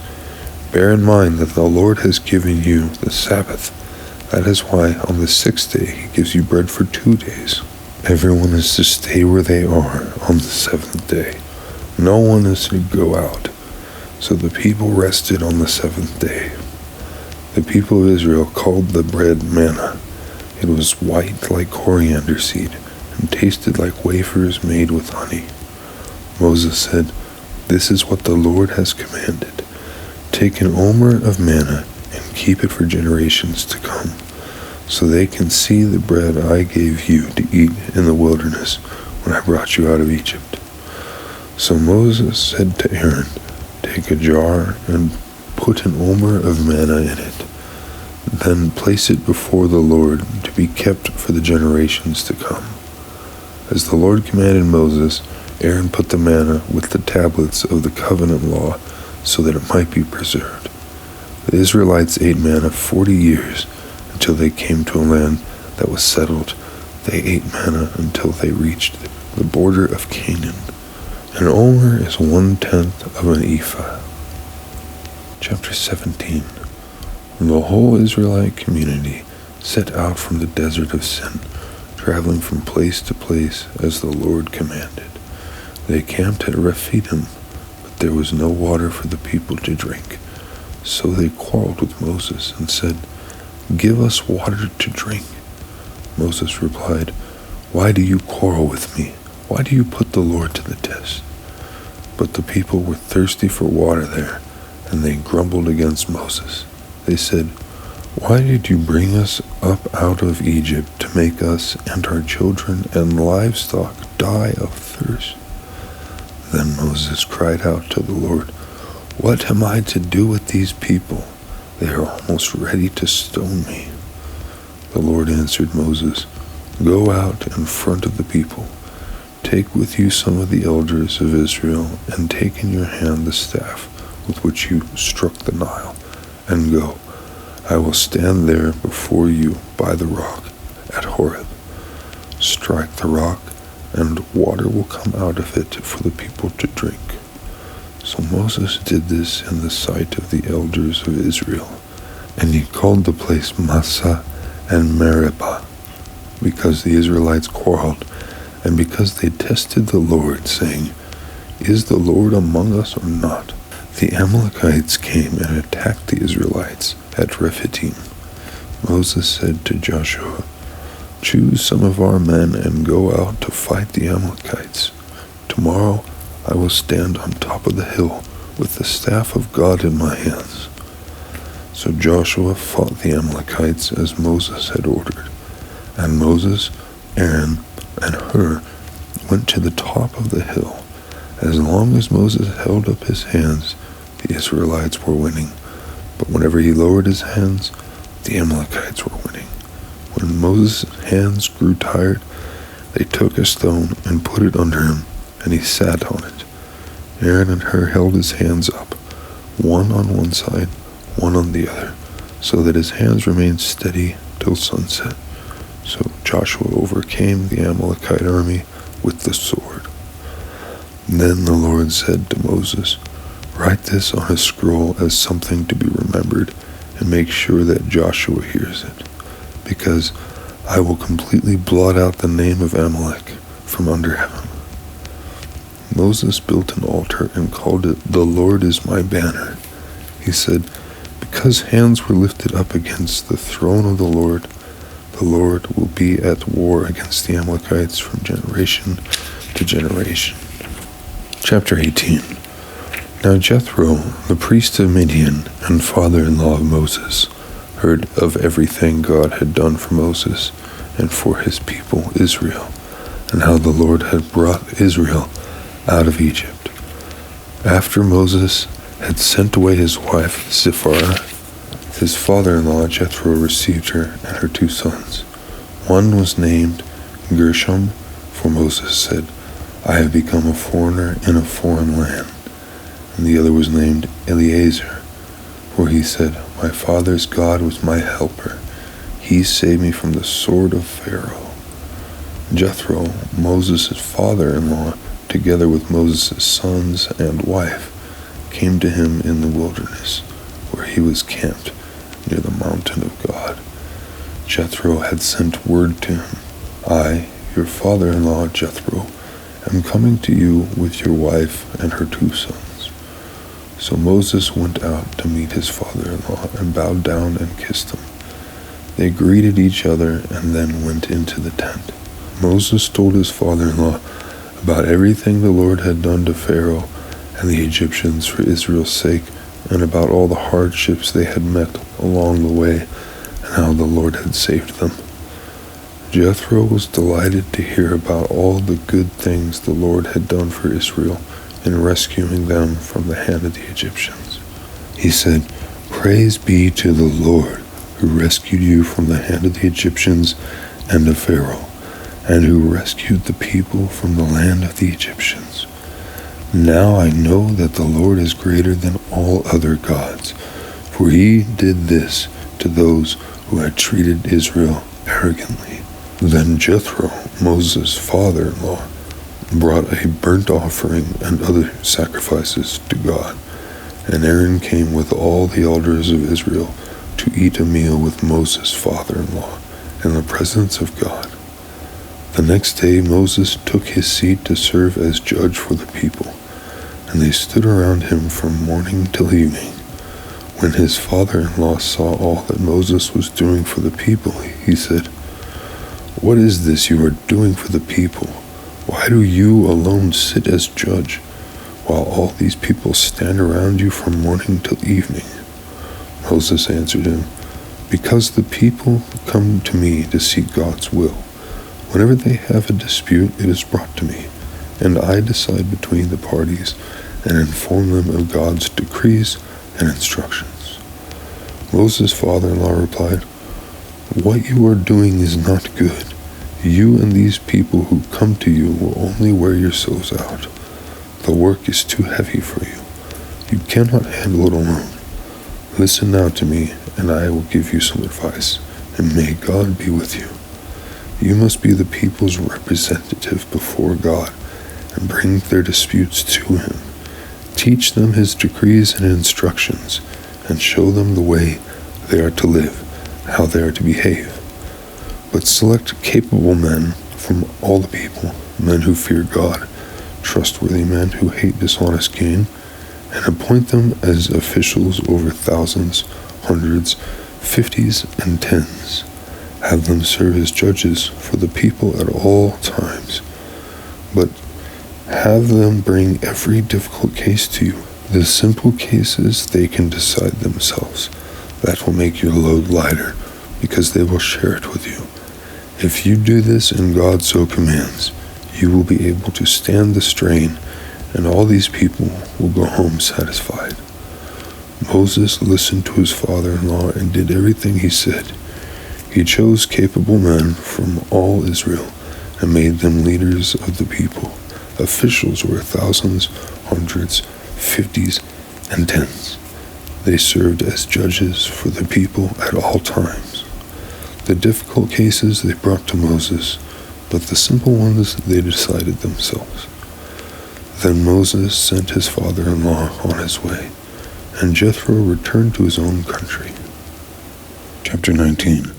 On the first day of the 3rd month after the Israelites left Egypt, on that very day, they came to the desert of Sinai. After they set out from Rephidim, they entered the desert of Sinai, and Israel camped there in the desert in front of the mountain. Then Moses went up to God, and the Lord called to him from the mountain and said, "This is what you are to say to the descendants of Jacob, and what you are to tell the people of Israel. You yourselves have seen what I did to Egypt, and how I carried you on eagle's wings and brought you to myself. Now if you obey me fully and keep my covenant, then out of all nations you will be my treasured possession. Although the whole earth is mine, you will be for me a kingdom of priests and a holy nation. These are the words you are to speak to the Israelites." So Moses went back and summoned the elders of the people and set before them all the words the Lord had commanded him to speak. The people all responded together, "We will do everything the Lord has said." So Moses brought their answer back to the Lord. The Lord said to Moses, "I am going to come to you in a dense cloud, so that the people will hear me speaking with you and always put their trust in you." Then Moses told the Lord what the people had said. And the Lord said to Moses, "Go to the people and consecrate them today and tomorrow. Have them wash their clothes and be ready by the third day, because on that day the Lord will come down on Mount Sinai in the sight of all the people. Put limits for the people around the mountain and tell them, 'Be careful that you do not approach the mountain or touch the foot of it. Whoever touches the mountain is to be put to death. They are to be stoned or shot with arrows. Not a hand is to be laid on them. No person or animal shall be permitted to live. Only when the ram's horn sounds a long blast may they approach the mountain." After Moses had gone down the mountain to the people, he consecrated them, and they washed their clothes. Then he said to the people, "Prepare yourselves for the third day. Abstain from sexual relations." On the morning of the third day, there was thunder and lightning, with a thick cloud over the mountain, and a very loud trumpet blast. Everyone in the camp trembled. Then Moses led the people out of the camp to meet with God, and they stood at the foot of the mountain.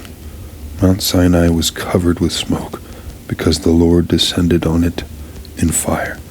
The smoke billowed up from it like smoke from a furnace, and the whole mountain trembled violently. As the sound of the trumpet grew louder and louder, Moses spoke, and the voice of God answered him. The Lord descended to the top of Mount Sinai and called Moses to the top of the mountain. So Moses went up, and the Lord said to him, "Go down and warn the people so they do not force their way through to see the Lord, and many of them perish. Even the priests who approach the Lord must consecrate themselves, or the Lord will break out against them." Moses said to the Lord, "The people cannot come up Mount Sinai, because you yourself warned us. Put limits around the mountain and set it apart as holy." The Lord replied, "Go down and bring Aaron up with you. But the priests and the people must not force their way through to come up to the Lord, or he will break out against them." So Moses went down to the people and told them. Chapter 20. And God spoke all these words. "I am the Lord your God, who brought you out of Egypt, out of the land of slavery. You shall have no other gods before me. You shall not make for yourself an image in the form of anything in heaven above, or on the earth beneath, or in the waters below. You shall not bow down to them or worship them. For I, the Lord your God, am a jealous God, punishing the children for the sin of the parents to the third and fourth generation of those who hate me, but showing love to 1,000 generations of those who love me and keep my commandments. You shall not misuse the name of the Lord your God, for the Lord will not hold anyone. Remember the Sabbath day by keeping it holy. 6 days you shall labor and do all your work, but the seventh day is a Sabbath to the Lord your God. On it you shall not do any work, neither you nor your son or daughter, nor your male or female servant, nor your animals, nor any foreigner residing in your towns. For in 6 days the Lord made the heavens and the earth, the sea and all that is in them, but he rested on the seventh day. Therefore the Lord blessed the Sabbath day and made it holy. Honor your father and your mother, so that you may live long in the land the Lord your God is giving you. You shall not murder. You shall not commit adultery. You shall not steal. You You shall not give false testimony against your neighbor. You shall not covet your neighbor's house. You shall not covet your neighbor's wife, or his male or female servant, his ox or donkey, or anything that belongs to your neighbor. When the people saw the thunder and lightning, and heard the trumpet, and saw the mountain and smoke, they trembled with fear. They stayed at a distance and said to Moses, "Speak to us yourself, and we will listen, but do not have God speak to us, or we will die." Moses said to the people, "Do not be afraid. God has come to test you, so that the fear of God will be with you to keep you from sinning." Then people remained at a distance, while Moses approached the thick darkness where God was. Then the Lord said to Moses, "Tell the Israelites this. You have seen for yourselves that I have spoken to you from heaven. Do not make any gods to be alongside me. Do not make for yourselves gods of silver or gods of gold. Make an altar of earth for me, and sacrifice on it your burnt offerings and fellowship offerings, your sheep and goats, and your cattle. Wherever I cause my name to be honored, I will come to you and bless you. If you make an altar of stones for me, do not build it with dressed stones, for you will defile it if you use a tool on it. And do not go up to my altar on steps, or your private parts may be exposed." Chapter 21. If you buy a Hebrew servant, he is to serve you for 6 years. But in the 7th year he shall go free, without paying anything. If he comes alone, he is to go free alone. But if he has a wife when he comes, she is to go with him. If his master gives him a wife, and she bears him sons or daughters, the woman and her children shall belong to her master, and only the man shall go free. But if the servant declares, "I love my master and my wife and children, and do not want to go free," then his master must take him before the judges. He shall take him to the door or the doorpost and pierce his ear with an awl. Then he will be his servant for life. If a man sells his daughter as a servant, she is not to go free as male servants do. If she does not please the master who has selected her for himself, he must let her be redeemed. He has no right to sell her to foreigners, because he has broken faith with her. If he selects her for his son, he must grant her the rights of a daughter. If he marries another woman, he must not deprive the first one of her food, clothing, and marital rights. If he does not provide her with these 3 things, she is to go free without any payment of money. Anyone who strikes a person with a fatal blow is to be put to death. However, if it is not done intentionally, but God lets it happen, they are to flee to a place I will designate. But if anyone schemes and kills someone deliberately, that person is to be taken from my altar and put to death. Anyone who attacks their father or mother is to be put to death. Anyone who kidnaps someone is to be put to death, whether the victim has been sold or is still in the kidnapper's possession. Anyone who curses their father or mother is to be put to death. If people quarrel and one person hits another with a stone or with their fist, and the victim does not die but is confined to bed, the one who struck the blow will not be held liable if the other can get up and walk around outside with a staff. However, the guilty party must pay the injured person for any loss of time and see that the victim is completely healed. Anyone who beats their male or female slave with a rod must be punished if the slave dies as a direct result. But they are not to be punished if the slave recovers after a day or 2, since the slave is their property. If people are fighting and hit a pregnant woman and she gives birth prematurely, but there is no serious injury, the offender must be fined whatever the woman's husband demands and the court allows. But if there is serious injury, you are to take life for life, eye for eye, tooth for tooth, hand for hand, foot for foot, burn for burn, wound for wound, bruise for bruise. An owner who hits a male or female slave in the eye and destroys it must let the slave go free to compensate for the eye. And an owner who knocks out the tooth of a male or female slave must let the slave go free to compensate for the tooth. If a bull gores a man or woman to death, the bull is to be stoned to death, and its meat must not be eaten. But the owner of the bull will not be held responsible. If, however, the bull has had the habit of goring and the owner has been warned but has not kept it penned up and it kills a man or woman, the bull is to be stoned and its owner also is to be put to death. However, if payment is demanded, the owner may redeem his life by the payment of whatever is demanded. This law also applies if the bull gores a son or daughter. If the bull gores a male or female slave, the owner must pay 30 shekels of silver to the master of the slave, and the bull is to be stoned to death.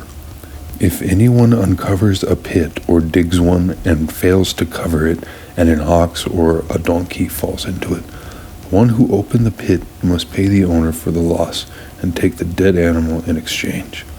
If anyone's bull injures someone else's bull and it dies, the two parties are to sell the live one and divide both the money and the dead animal equally. However, if it was known that the bull had the habit of goring, yet the owner did not keep it penned up, the owner must pay animal for animal and take the dead animal in exchange. Chapter 22. Whoever steals an ox or a sheep and slaughters it or sells it must pay back 5 head of cattle for the ox and 4 sheep for the sheep. If a thief is caught breaking in at night and is struck a fatal blow, the defender is not guilty of bloodshed. But if it happens after sunrise, the defender is guilty of bloodshed. Anyone who steals must certainly make restitution, but if they have nothing, they must be sold to pay for their theft. If the stolen animal is found alive in their possession, whether ox or donkey or sheep, they must pay back double. If anyone grazes their livestock in a field or vineyard and lets them stray and they graze in someone else's field, the offender must make restitution from the best of their own field or vineyard. If a fire breaks out and spreads into thorn bushes so that it burns shocks of grain or standing grain or the whole field, the one who started the fire must make restitution. If anyone gives a neighbor silver or goods for safekeeping, and they are stolen from the neighbor's house, the thief, if caught, must pay back double. But if the thief is not found, the owner of the house must appear before the judges, and they must determine whether the owner of that house has laid hands on the other person's property. In all cases of illegal possession of an ox, a donkey, a sheep, a garment, or any other lost property about which someone says, "This is mine," both parties are to bring their cases before the judges. The one whom the judges declare guilty must pay back double to the other. If anyone gives a donkey, an ox, a sheep, or any other animal to their neighbor for safekeeping, and it dies, or is injured, or is taken away while no one is looking, the issue between them will be settled by the taking of an oath before the Lord, that the neighbor did not lay hands on the other person's property. The owner is to accept this, and no restitution is required. But if the animal was stolen from the neighbor, restitution must be made to the owner. If it was torn to pieces by a wild animal, the neighbor shall bring in the remains as evidence and shall not be required to pay for the torn animal. If anyone borrows an animal from their neighbor and it is injured or dies while the owner is not present, they must make restitution. But if the owner is with the animal, the borrower will not have to pay.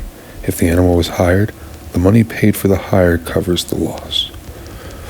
If a man seduces a virgin who is not pledged to be married and sleeps with her, he must pay the bride price, and she shall be his wife. If her father absolutely refuses to give her to him, he must still pay the bride price for virgins. Do not allow a sorceress to live. Anyone who has sexual relations with an animal is to be put to death. Whoever sacrifices to any god other than the Lord must be destroyed. Do not mistreat or oppress a foreigner, for you were foreigners in Egypt. Do not take advantage of a widow or the fatherless. If you do, and they cry out to me, I will certainly hear their cry. My anger will be aroused, and I will kill you with the sword. Your wives will become widows, and your children fatherless. If you lend money to one of my people among you who is needy, do not treat it like a business deal. Charge no interest. If you take your neighbor's cloak as a pledge, return it by sunset, because that cloak is the only covering your brother has. What else can they sleep in? When they cry out to me, I will hear, for I am compassionate. Do not blaspheme God or curse the ruler of your people. Do not hold back offerings from your granaries or your vats. You must give me the firstborn of your sons. Do the same with your cattle and your sheep. Let them stay with their mothers for 7 days, but give them to me on the 8th day. You are to be my holy people, so do not eat the meat of an animal torn by wild beasts. Throw it to the dogs. Chapter 23. Do not spread false reports. Do not help a guilty person by being a malicious witness. Do not follow the crowd in doing wrong. When you give testimony in a lawsuit, do not pervert justice by siding with the crowd. And do not show favoritism to a poor person in a lawsuit. If you come across your enemy's ox or donkey wandering off, be sure to return it. If you see the donkey of someone who hates you fallen down under its load, do not leave it there. Be sure you help them with it. Do not deny justice to your poor people in their lawsuits.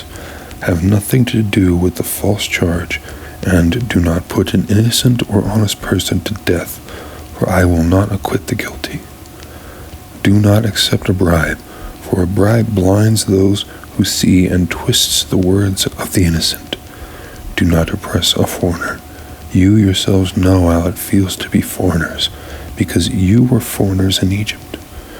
For 6 years you are to sow your fields and harvest the crops.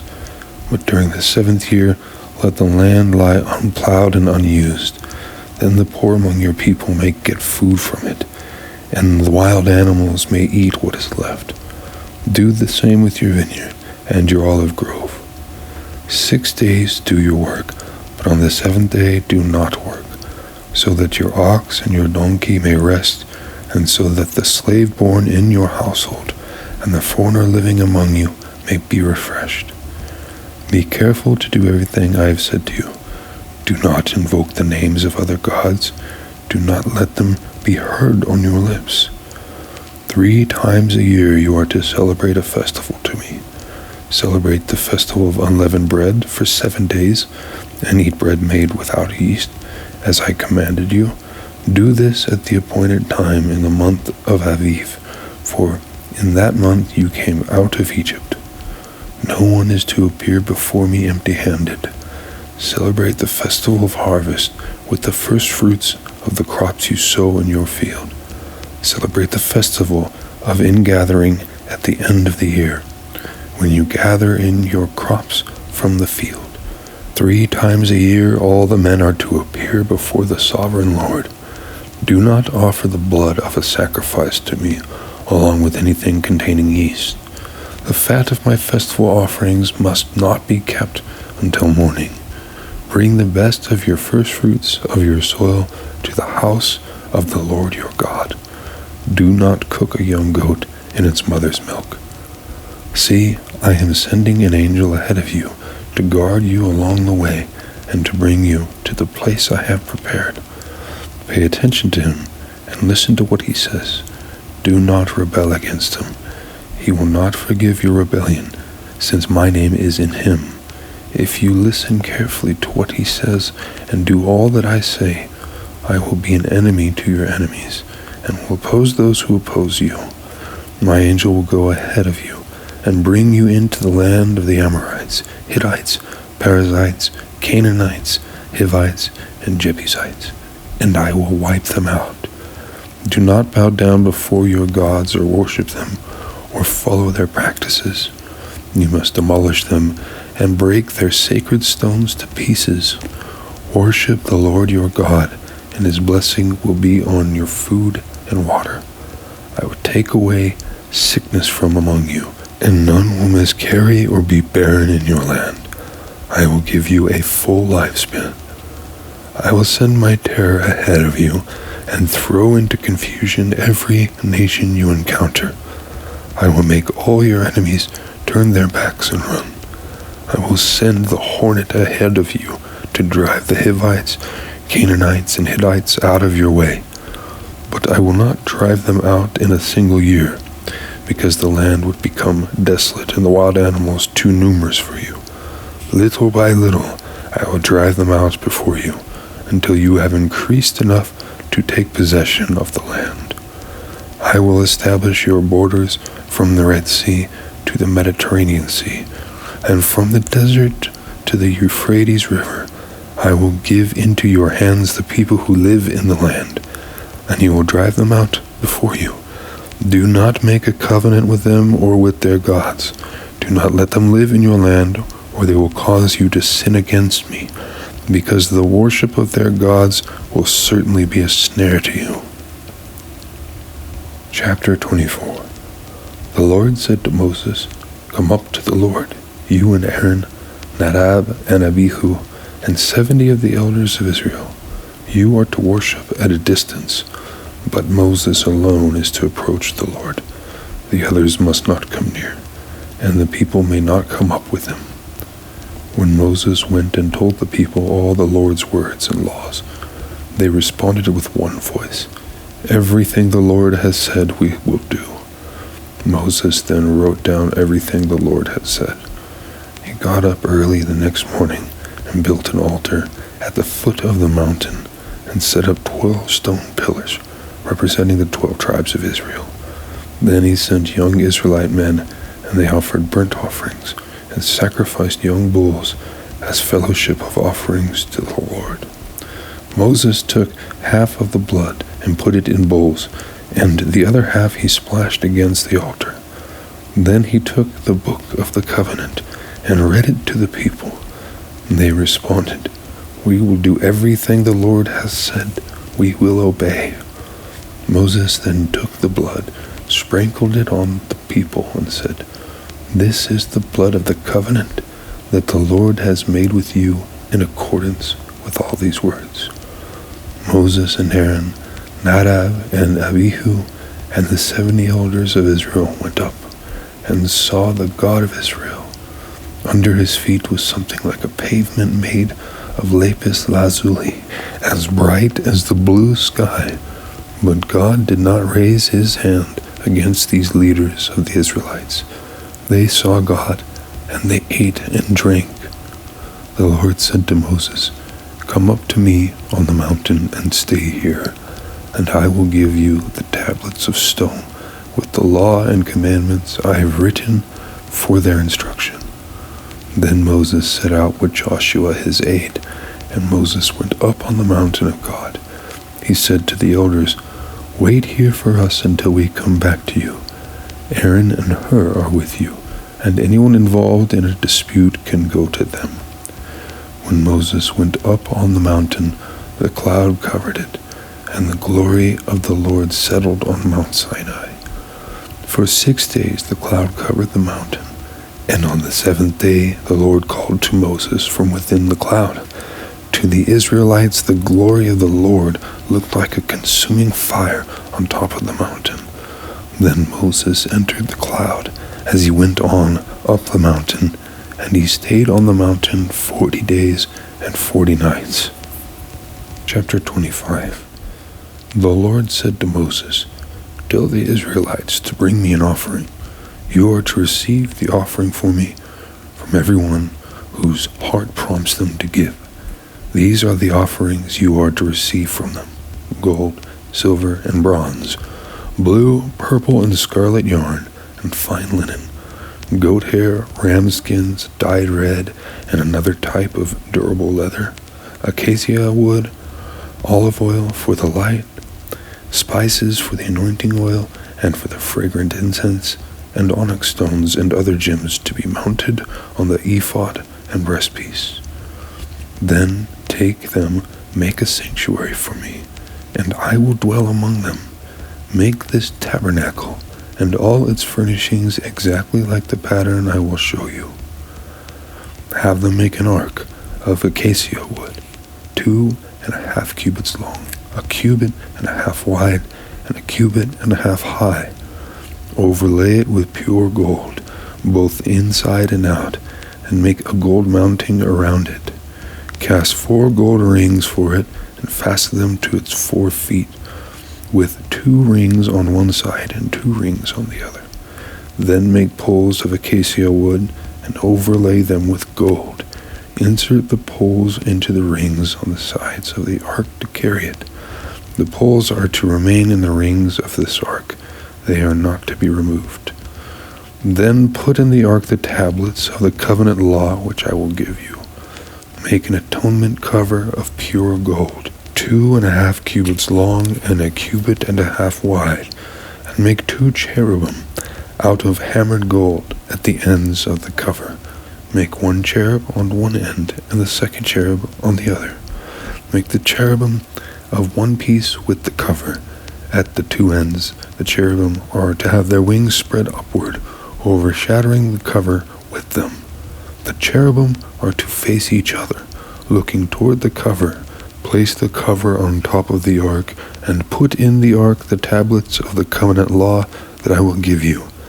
There, above the cover between the 2 cherubim that are over the ark of the covenant law, I will meet with you and give you all my commands for the Israelites. Make a table of acacia wood, 2 cubits long, 1 cubit wide, and 1.5 cubits high. Overlay it with pure gold, and make a gold molding around it. Also make around it a rim 1 hand's breadth wide, and put a gold molding on the rim.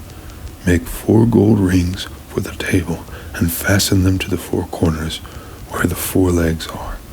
The rings are to be close to the rim to hold the poles used in carrying the table. Make the poles of acacia wood, overlay them with gold, and carry the table with them. And make its plates and dishes of pure gold, as well as its pitchers and bowls for the pouring out of offerings. Put the bread of the presence on this table to be before me at all times. Make a lampstand of pure gold, hammer out its base shaft, and make its flower-like cups, buds, and blossoms of one piece with them. 6 branches are to extend from the sides of the lampstand, 3 on one side and 3 on the other. 3 cups shaped like almond flowers with buds and blossoms are to be on one branch, 3 on the next branch, and the same for all 6 branches extending from the lampstand. And on the lampstand there are to be 4 cups shaped like almond flowers with buds and blossoms. 1 bud shall be under the first pair of branches extending from the lampstand, a 2nd bud under the 2nd pair, and a 3rd bud under the 3rd pair, 6 branches in all. The buds and branches shall all be of one piece with the lampstand, hammered out of pure gold. Then make its 7 lamps and set them up on it, so that they light the space in front of it. Its wick trimmers and trays are to be of pure gold. A talent of pure gold is to be used for the lampstand and all these accessories. See that you make them according to the pattern shown you on the mountain. Chapter 26. Make the tabernacle with 10 curtains of finely twisted linen and blue, purple, and scarlet yarn, with cherubim woven into them by a skilled worker. All the curtains are to be the same size, 28 cubits long and 4 cubits wide. Join 5 of the curtains together, and do the same with the other 5. Make loops of blue material along the edge of the end curtain in one set, and do the same with the end curtain in the other set. Make 50 loops on one curtain, and 50 loops on the end curtain of the other set, with the loops opposite each other.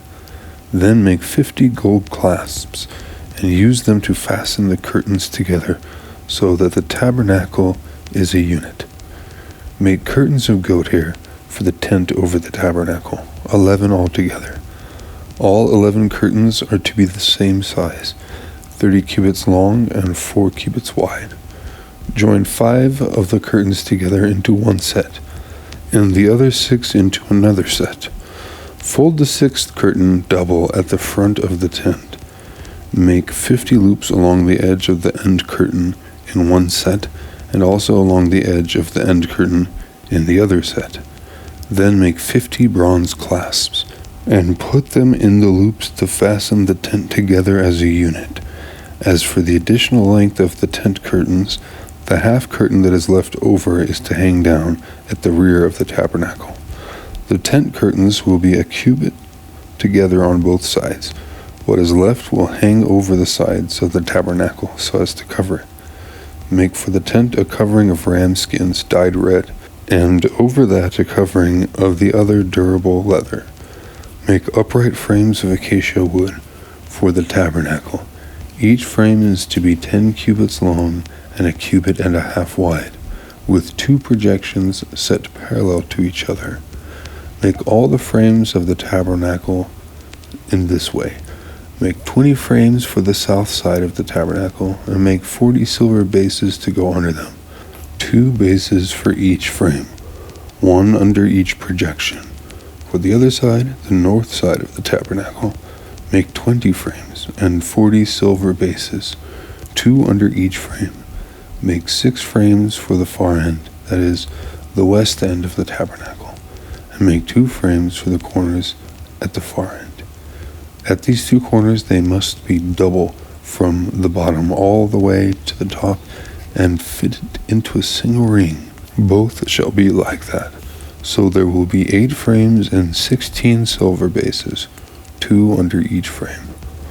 Also make crossbars of acacia wood, 5 for the frames on one side of the tabernacle, 5 for those on the other side, and 5 for the frames on the west at the far end of the tabernacle. The center crossbar is to extend from end to end at the middle of the frames. Overlay the frames with gold and make gold rings to hold the crossbars. Also overlay the crossbars with gold. Set up the tabernacle according to the plan shown you on the mountain. Make a curtain of blue, purple, and scarlet yarn, and finely twisted linen, with cherubim woven into it by a skilled worker. Hang it with gold hooks on the posts of acacia wood overlaid with gold and standing on 4 silver bases. Hang the curtain from the clasps and place the Ark of the Covenant law behind the curtain. The curtain will separate the holy place from the most holy place. Put the atonement cover on the Ark of the Covenant law in the most holy place. Place the table outside the curtain on the north side of the tabernacle, and put the lampstand opposite it on the south side. For the entrance to the tent, make a curtain of blue, purple, and scarlet yarn, and finely twisted linen, the work of an embroiderer. Make gold hooks for this curtain and 5 posts of acacia wood overlaid with gold, and cast 5 bronze bases for them. Chapter 27. Build an altar of acacia wood, 3 cubits high. It is to be square, 5 cubits long, 5 cubits wide. Make a horn at each of the 4 corners, so that the horns and the altar are of one piece. And overlay the altar with bronze. Make all its utensils of bronze, its pots to remove the ashes, and its shovels, sprinkling bowls, meat forks, and fire pans. Make a grating for it, a bronze network, and make a bronze ring at each of the 4 corners of the network. Put it under the ledge of the altar, so that it is halfway up the altar. Make poles of acacia wood for the altar and overlay them with bronze. The poles are to be inserted into the rings, so they will be on 2 sides of the altar when it is carried. Make the altar hollow, out of boards. It is to be made just as you are shown on the mountain. Make a courtyard for the tabernacle. The south side shall be 100 cubits long, and is to have curtains of finely twisted linen, with 20 posts and 20 bronze bases, and with silver hooks and bands on the posts. The north side shall also be 100 cubits long, and is to have curtains, with 20 posts and 20 bronze bases, and with silver hooks and bands on the posts. The west end of the courtyard shall be 50 cubits wide, and have curtains, with 10 posts and 10 bases. On the east end, toward the sunrise, the courtyard shall also be 50 cubits wide. Curtains 15 cubits long are to be on one side of the entrance, with 3 posts and 3 bases, and curtains 15 cubits long are to be on the other side, with 3 posts and 3 bases. For the entrance to the courtyard, provide a curtain 20 cubits long, of blue, purple, and scarlet yarn and finely twisted linen, the work of an embroiderer, with 4 posts and 4 bases. All the posts around the courtyard are to have silver bands and hooks and bronze bases. The courtyard shall be 100 cubits long and 50 cubits wide, with curtains of finely twisted linen 5 cubits high, and with bronze bases. All the other articles used in the service of the tabernacle, whatever their function, including all the tent pegs for it and those for the courtyard, are to be of bronze. Command the Israelites to bring you clear oil of pressed olives for the light, so that the lamps may be kept burning. In the tent of meeting, outside the curtain that shields the ark of the covenant, Aaron and his sons are to keep the lamps burning before the Lord from evening till morning. This is to be a lasting ordinance among the Israelites for the generations to come. Chapter 28. Have Aaron your brother brought to you from among the Israelites, along with his sons Nadab and Abihu, Eleazar, and Ithamar, so they may serve me as priests.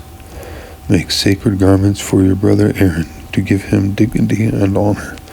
Tell all the skilled workers to whom I have given wisdom in such matters that they are to make garments for Aaron, for his consecration, so he may serve me as priest. These are the garments they are to make: a breastplate, an ephod, a robe, a woven tunic, a turban, and a sash. They are to make these sacred garments for your brother Aaron and his sons, so they may serve me as priests. Have them use gold and blue, purple and scarlet yarn, and fine linen. Make the ephod of gold and of blue, purple, and scarlet yarn, and of finely twisted linen, the work of skilled hands. It is to have 2 shoulder pieces attached to 2 of its corners, so it can be fastened. Its skillfully woven waistband is to be like it, of 1 piece with the ephod, and made with gold, and with blue, purple, and scarlet yarn, and with finely twisted linen. Take 2 onyx stones and engrave on them the names of the sons of Israel, in the order of their birth. 6 names on 1 stone, and the remaining 6 on the other. Engrave the names of the sons of Israel on the 2 stones, the way a gem cutter engraves a seal. Then mount the stones in gold filigree settings, and fasten them on the shoulder pieces of the ephod, as memorial stones for the sons of Israel. Aaron is to bear the names on his shoulders, as a memorial before the Lord. Make gold filigree settings and 2 braided chains of pure gold, like a rope, and attach the chains to the settings. Fashion a breastpiece for making decisions, the work of skilled hands. Make it like the ephod, of gold and blue, purple, and scarlet yarn, and of finely twisted linen. It is to be square, a span long and a span wide, and folded double. Then mount 4 rows of precious stones on it. The first row shall be carnelian, chrysolite, and beryl. The second row shall be turquoise, lapis, lazuli, and emerald. The third row shall be jacinth, agate, and amethyst. The fourth row shall be topaz, onyx, and jasper. Mount them in gold filigree settings. There are to be 12 stones, 1 for each of the names of the sons of Israel, each engraved like a seal with the name of one of the 12 tribes. For the breastpiece, make braided chains of pure gold, like a rope. Make 2 gold rings for it, and fasten them to 2 corners of the breastpiece. Fasten the 2 gold chains to the rings at the corners of the breastpiece, and the other ends of the chains to the 2 settings, attaching them to the shoulder pieces of the ephod at the front. Make 2 gold rings and attach them to the other corners of the breastpiece, on the inside edge next to the ephod. Make 2 more gold rings and attach them to the bottom of the shoulder pieces on the front of the ephod, close to the seam just above the waistband of the ephod. The rings of the breastpiece are to be tied to the rings of the ephod with blue cord, connecting it to the waistband, so that the breastpiece will not swing out from the ephod. Whenever Aaron enters the holy place, he will bear the names of the sons of Israel over his heart on the breastpiece of decision as a continuing memorial before the Lord. Also put the Urim and the Thummim in the breastpiece, so they may be over Aaron's heart whenever he enters the presence of the Lord. Thus Aaron will always bear the means of making decisions for the Israelites over his heart before the Lord. Make the robe of the ephod entirely of blue cloth, with an opening for the head in its center. There shall be a woven edge like a collar around this opening, so that it will not tear. Make pomegranates of blue, purple, and scarlet yarn around the hem of the robe, with gold bells between them. The gold bells and the pomegranates are to alternate around the hem of the robe. Aaron must wear it when he ministers. The sound of the bells will be heard when he enters the holy place before the Lord, and when he comes out, so that he will not die. Make a plate of pure gold and engrave on it as a seal, holy to the Lord. Fasten a blue cord to it to attach it to the turban. It is to be on the front of the turban. It will be on Aaron's forehead, and he will bear the guilt involved in the sacred gifts the Israelites consecrate, whatever their gifts may be. It will be on Aaron's forehead continually, so that they will be acceptable to the Lord. Weave the tunic of fine linen, and make the turban of fine linen. The sash is to be the work of an embroiderer. Make tunics, sashes, and caps for Aaron's sons, to give them dignity and honor. After you put these clothes on your brother Aaron and his sons, anoint and ordain them. Consecrate them so they may serve me as priests. Make linen undergarments as a covering for the body, reaching from the waist to the thigh. Aaron and his sons must wear them whenever they enter the tent of meeting or approach the altar to minister in the holy place, so that they will not incur guilt and die. This is to be a lasting ordinance for Aaron and his descendants. Chapter 29. This is what you are to do to consecrate them, so they may serve me as priests. Take a young bull and 2 rams without defect, and from the finest wheat flour make round loaves without yeast, thick loaves without yeast and with olive oil mixed in, and thin loaves without yeast and brushed with olive oil. Put them in a basket and present them along with the bull and the 2 rams. Then bring Aaron and his sons to the entrance to the tent of meeting and wash them with water. Take the garments and dress Aaron with the tunic, the robe of the ephod itself, and the breastpiece. Fasten the ephod on him by its skillfully woven waistband. Put the turban on his head and attach the sacred emblem to the turban. Take the anointing oil and anoint him by pouring it on his head. Bring his sons and dress them in tunics, and fasten caps on them. Then tie sashes on Aaron and his sons. The priesthood is theirs by a lasting ordinance. Then you shall ordain Aaron and his sons. Bring the bull to the front of the tent of meeting, and Aaron and his sons shall lay their hands on its head. Slaughter it in the Lord's presence at the entrance to the tent of meeting. Take some of the bull's blood and put it on the horns of the altar with your finger, and pour out the rest of it at the base of the altar. Then take all the fat on the internal organs, the long lobe of the liver, and both kidneys with the fat on them, and burn them on the altar. But burn the bull's flesh and its hide and its intestines outside the camp. It is a sin offering. Take one of the rams, and Aaron and his sons shall lay their hands on its head. Slaughter it, and take the blood and splash it against the sides of the altar. Cut the ram into pieces, and wash the internal organs and the legs, putting them with the head and the other pieces. Then burn the entire ram on the altar. It is a burnt offering to the Lord, a pleasing aroma, a food offering presented to the Lord. Take the other ram, and Aaron and his sons shall lay their hands on its head. Slaughter it. Take some of its blood and put it on the lobes of the right ears of Aaron and his sons, on the thumbs of their right hands, and on the big toes of their right feet. Then splash blood against the sides of the altar, and take some blood from the altar and some of the anointing oil, and sprinkle it on Aaron and his garments, and on his sons and their garments. Then he and his sons and their garments will be consecrated.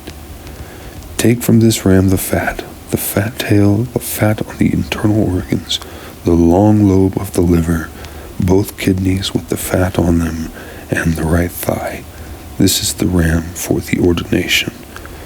For the basket of bread made without yeast, which is before the Lord, take 1 round loaf, 1 thick loaf with olive oil mixed in, and 1 thin loaf. Put all these in the hands of Aaron and his sons, and have them wave them before the Lord as a wave offering. Then take them from their hands and burn them on the altar along with the burnt offering for a pleasing aroma to the Lord, a food offering presented to the Lord. After you take the breast of the ram for Aaron's ordination, wave it before the Lord as a wave offering, and it will be your share. Consecrate those parts of the ordination ram that belong to Aaron and his sons, the breast that was waved and the thigh that was presented.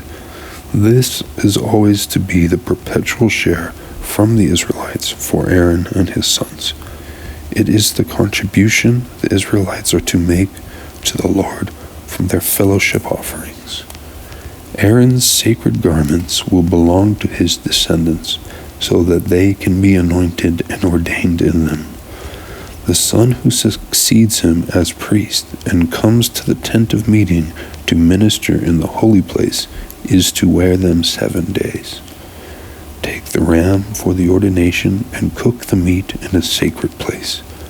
At the entrance to the tent of meeting, Aaron and his sons are to eat the meat of the ram and the bread that is in the basket. They are to eat these offerings by which atonement was made for their ordination and consecration. But no one else may eat them, because they are sacred. And if any of the meat of the ordination ram or any bread is left over till morning, burn it up. It must not be eaten, because it is sacred.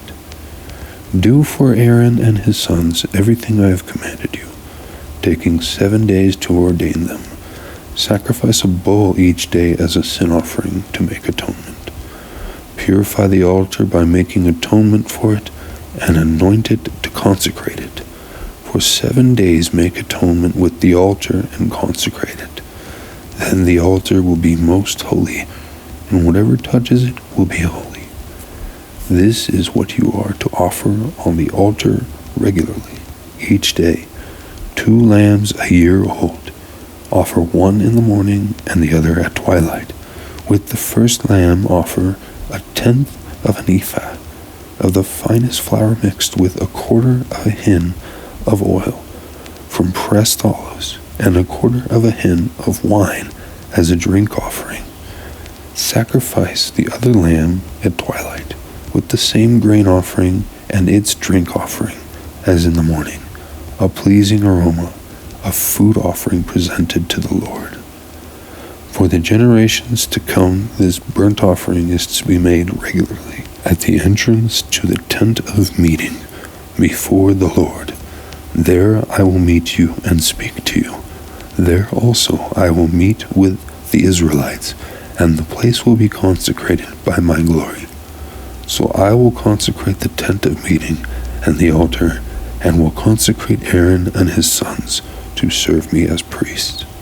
Then I will dwell among the Israelites and be their God.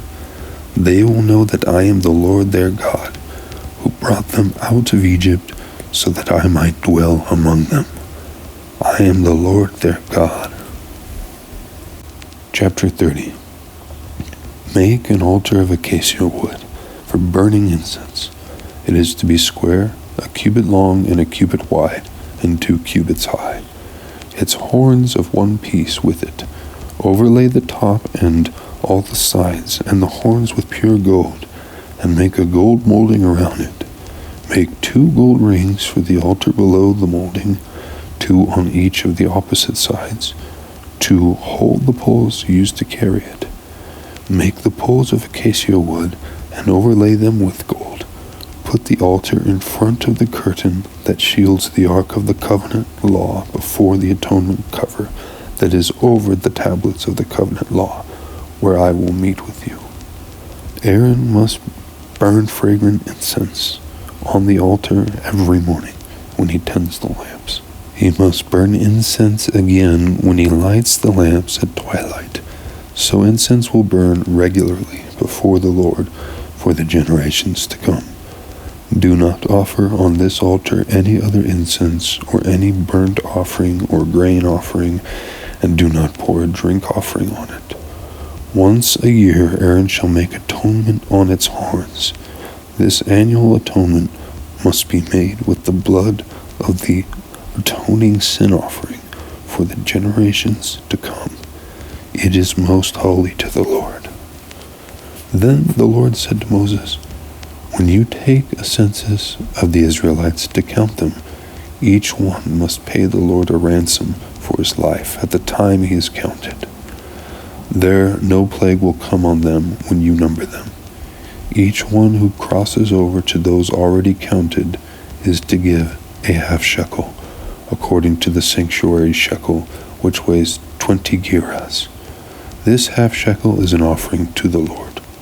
All who cross over, those 20 years old or more, are to give an offering to the Lord. The rich are not to give more than a half shekel, and the poor are not to give less, when you make the offering to the Lord to atone for your lives. Receive the atonement money from the Israelites, and use it for the service of the tent of meeting. It will be a memorial for the Israelites before the Lord, making atonement for your lives. Then the Lord said to Moses, make a bronze basin with its bronze stand for washing. Place it between the tent of meeting and the altar, and put water in it. Aaron and his sons are to wash their hands and feet with water from it. Whenever they enter the tent of meeting, they shall wash with water, so that they will not die. Also, when they approach the altar to minister by presenting a food offering to the Lord, they shall wash their hands and feet, so that they will not die. This is to be a lasting ordinance for Aaron and his descendants for the generations to come. Then the Lord said to Moses, take the following fine spices, 500 shekels of liquid myrrh, half as much, that is, 250 shekels, of fragrant cinnamon, 250 shekels of fragrant calamus, 500 shekels of cassia, all according to the sanctuary shekel, and a hin of olive oil. Make these into a sacred anointing oil, a fragrant blend, the work of a perfumer. It will be the sacred anointing oil. Then use it to anoint the tent of meeting, the ark of the covenant law, the table and all its articles, the lampstand and its accessories, the altar of incense, the altar of burnt offering, and all its utensils, and the basin with its stand. You shall consecrate them so they will be most holy, and whatever touches them will be holy. Anoint Aaron and his sons, and consecrate them, so they may serve me as priests. Say to the Israelites, this is to be my sacred anointing oil for generations to come. Do not pour it on anyone else's body, and do not make any other oil using the same formula. It is sacred, and you are to consider it sacred. Whoever makes perfume like it and puts it on anyone other than a priest must be cut off from their people. Then the Lord said to Moses, take fragrant spices, gum resin, onycha, and galbanum, and pure frankincense, all in equal amounts, and make a fragrant blend of incense, the work of a perfumer. It is to be salted and pure and sacred. Grind some of it to powder and place it in front of the ark of the covenant law in the tent of meeting, where I will meet with you. It shall be most holy to you. Do not make any incense with this formula for yourselves. Consider it holy to the Lord. Whoever makes incense like it to enjoy its fragrance must be cut off from their people. Chapter 31. Then the Lord said to Moses, see, I have chosen Bezalel, son of Uri, the son of Hur, of the tribe of Judah, and I have filled him with the Spirit of God, with wisdom, with understanding, with knowledge, and with all kinds of skills, to make artistic designs for work in gold, silver, and bronze, to cut and set stones, to work in wood, and to engage in all kinds of crafts. Moreover, I have appointed Oholiab, son of Ahisamach, of the tribe of Dan, to help him. Also, I have given ability to all the skilled workers to make everything I have commanded you, the tent of meeting, the ark of the covenant law with the atonement cover on it, and all the other furnishings of the tent, the table and its articles, the pure gold lampstand and all its accessories, the altar of incense, the altar of burnt offering, and all its utensils, the basin with its stand, and also the woven garments, both the sacred garments for Aaron the priest, and the garments for his sons, when they serve as priests, and the anointing oil and fragrant incense for the holy place. They are to make them just as I commanded you. The Lord said to Moses, say to the Israelites, you must observe my Sabbaths. This will be a sign between me and you for the generations to come, so you may know that I am the Lord, who makes you holy. Observe the Sabbath, because it is holy to you. Anyone who desecrates it is to be put to death. Those who do any work on that day must be cut off from their people. For 6 days work is to be done, but the seventh day is a day of Sabbath rest, holy to the Lord. Whoever does any work on the Sabbath day is to be put to death. The Israelites are to observe the Sabbath, celebrating it for the generations to come as a lasting covenant.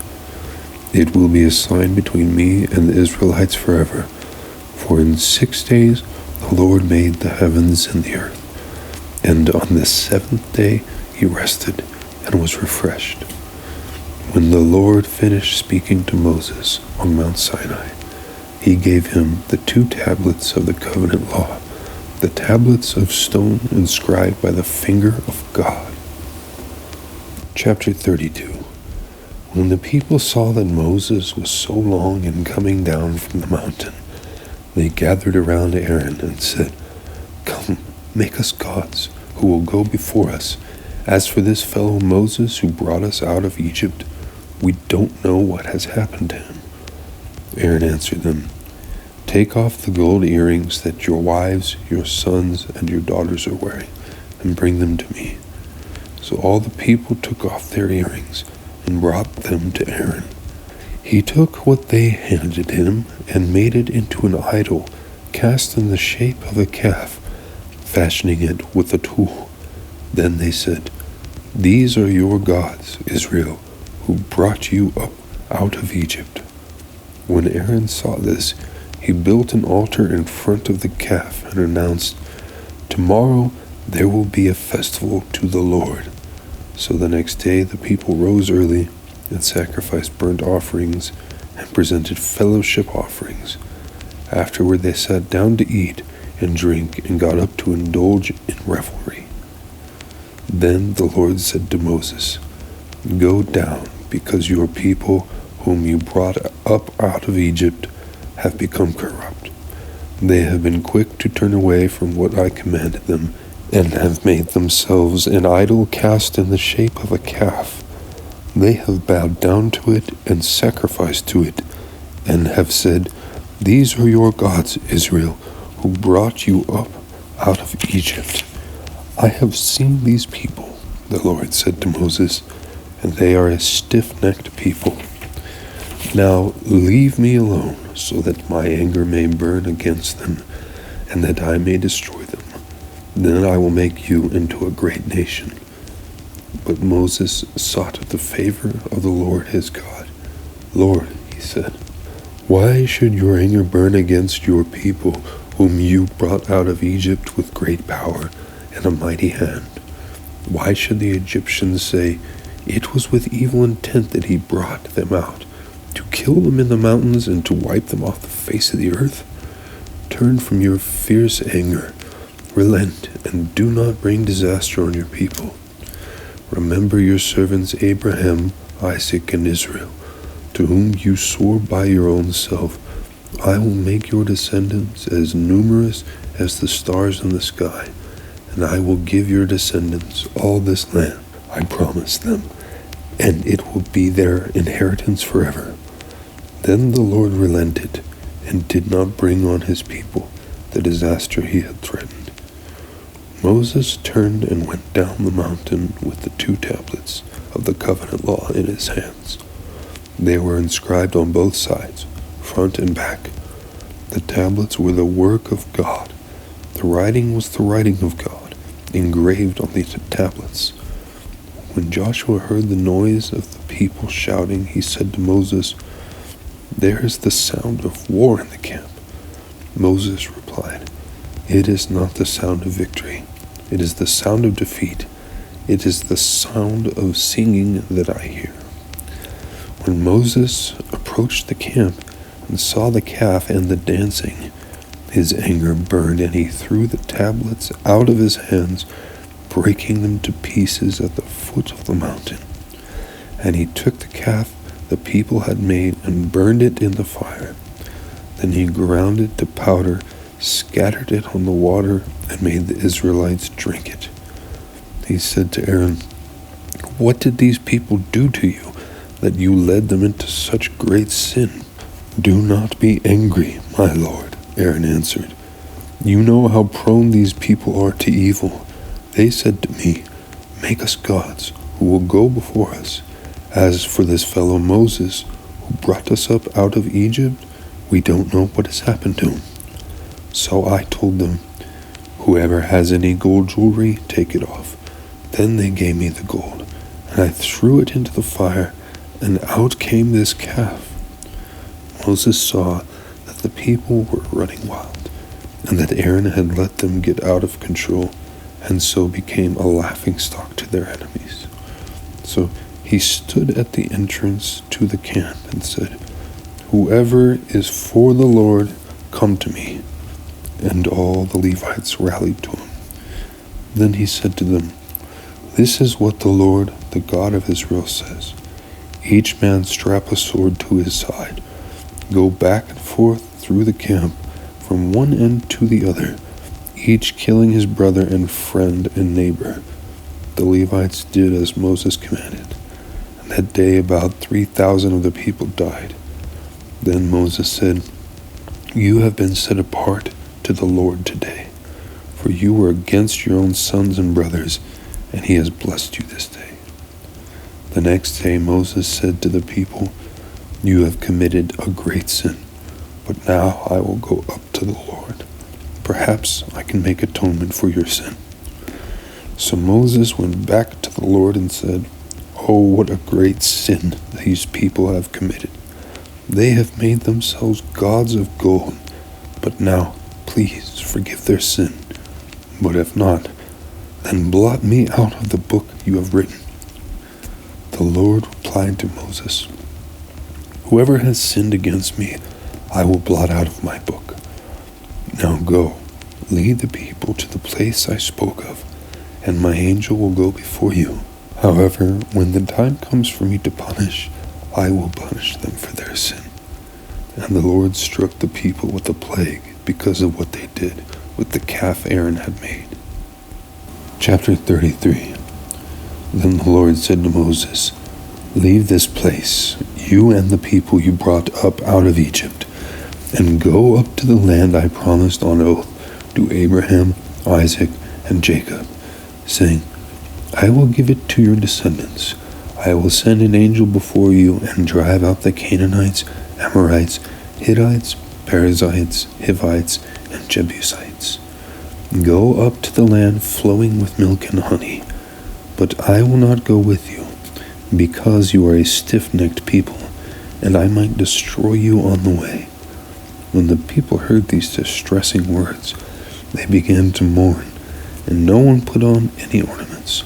For the Lord had said to Moses, 'Tell the Israelites, you are a stiff-necked people. If I were to go with you, even for a moment, I might destroy you.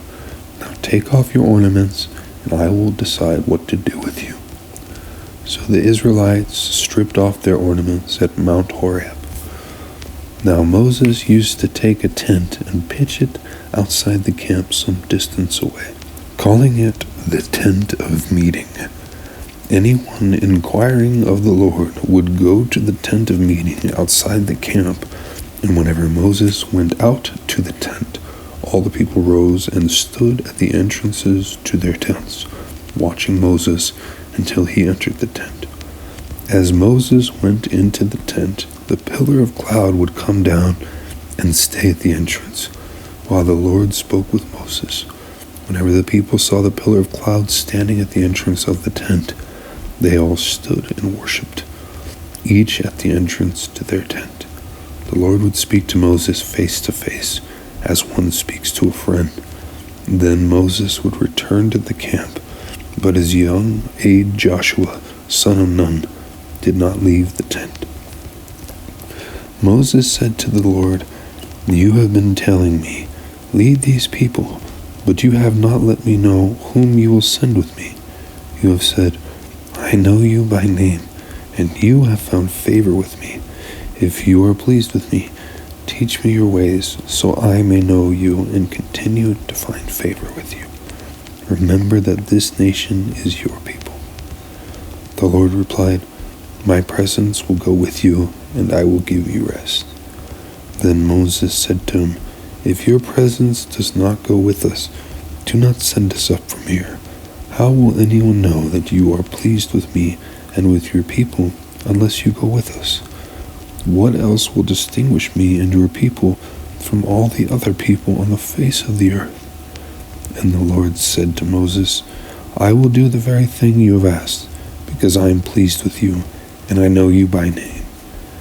Then Moses said, 'Now show me your glory.' And the Lord said, 'I will cause all my goodness to pass in front of you, and I will proclaim my name, the Lord, in your presence.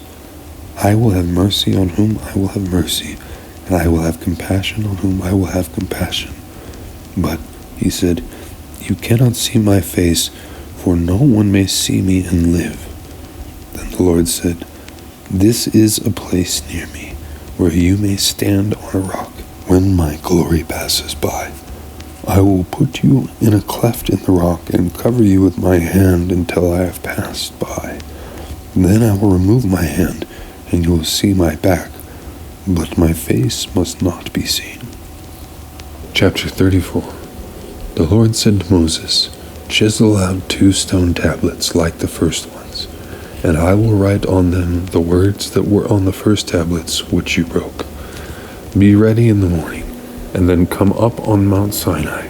Present yourself to me there on top of the mountain. No one is to come with you or be seen anywhere on the mountain. Not even the flocks and herds may graze in front of the mountain." So Moses chiseled out 2 stone tablets like the first ones, and went up Mount Sinai early in the morning, as the Lord had commanded him. And he carried the 2 stone tablets in his hands. Then the Lord came down in the cloud and stood there with him, and proclaimed his name, the Lord.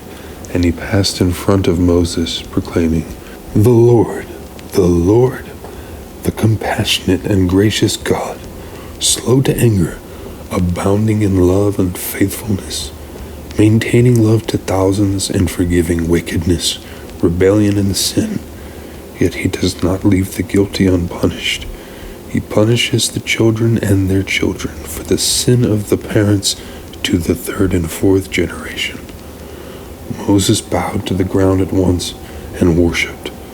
"Lord," he said, "if I have found favor in your eyes, then let the Lord go with us, although this is a stiff-necked people. Forgive our wickedness and our sin, and take us as your inheritance." Then the Lord said, "I am making a covenant with you before all your people. I will do wonders never before done in any nation in all the world. The people you live among will see how awesome is the work that I, the Lord, will do for you. Obey what I command you today. I will drive out before you the Amorites, Canaanites, Hittites, Perizzites, Hivites, and Jebusites. Be careful not to make a treaty with those who live in the land where you are going, or they will be a snare among you. Break down their altars, smash their sacred stones, and cut down their Asherah poles. Do not worship any other god, for the Lord, whose name is jealous, is a jealous God. Be careful not to make a treaty with those who live in the land, for when they prostitute themselves to their gods and sacrifice to them, they will invite you and you will eat their sacrifices. And when you choose some of their daughters as wives for your sons, and those daughters prostitute themselves to their gods, they will lead your sons to do the same. Do not make any idols. Celebrate the festival of unleavened bread. For 7 days eat bread made without yeast, as I commanded you. Do this at the appointed time in the month of Aviv, for in that month you came out of Egypt. The first offspring of every womb belongs to me, including all the firstborn males of your livestock, whether from herd or flock. Redeem the firstborn donkey with the lamb, but if you do not redeem it, break its neck. Redeem all your firstborn sons. No one is to appear before me empty-handed. 6 days you shall labor, but on the 7th day you shall rest. Even during the plowing season and harvest you must rest. Celebrate the festival of weeks with the first fruits of the wheat harvest, and the festival of ingathering at the turn of the year. 3 times a year all your men are to appear before the sovereign Lord, the God of Israel.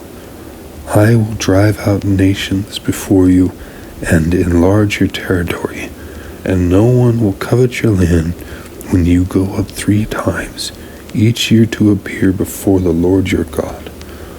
Do not offer the blood of a sacrifice to me along with anything containing yeast, and do not let any of the sacrifice from the Passover festival remain until morning.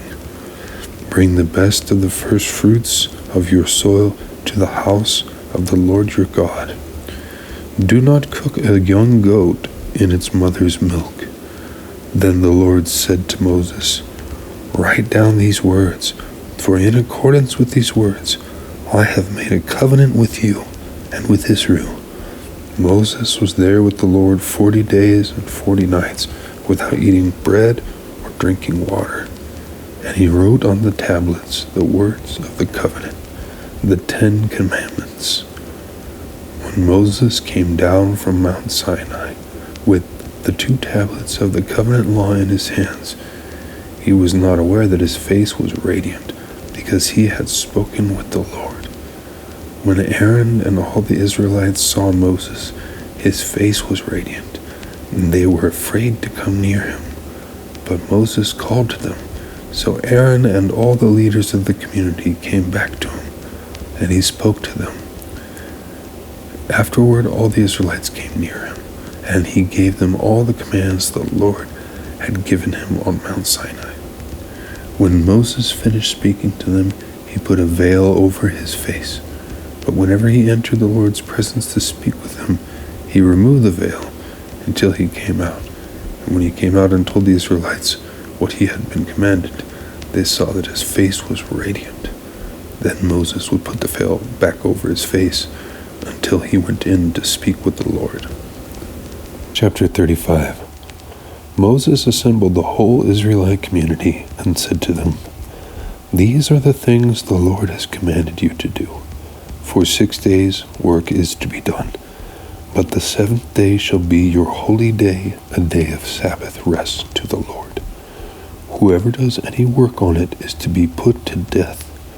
Do not light a fire in any of your dwellings on the Sabbath day." Moses said to the whole Israelite community, "This is what the Lord has commanded. From what you have, take an offering for the Lord. Everyone who is willing to bring to the Lord an offering of gold, silver, and bronze, blue, purple, and scarlet yarn, and fine linen, goat hair, ram skins dyed red, and another type of durable leather, acacia wood, olive oil for the light, spices for the anointing oil, and for the fragrant incense, and onyx stones, and other gems to be mounted on the ephod and breastpiece.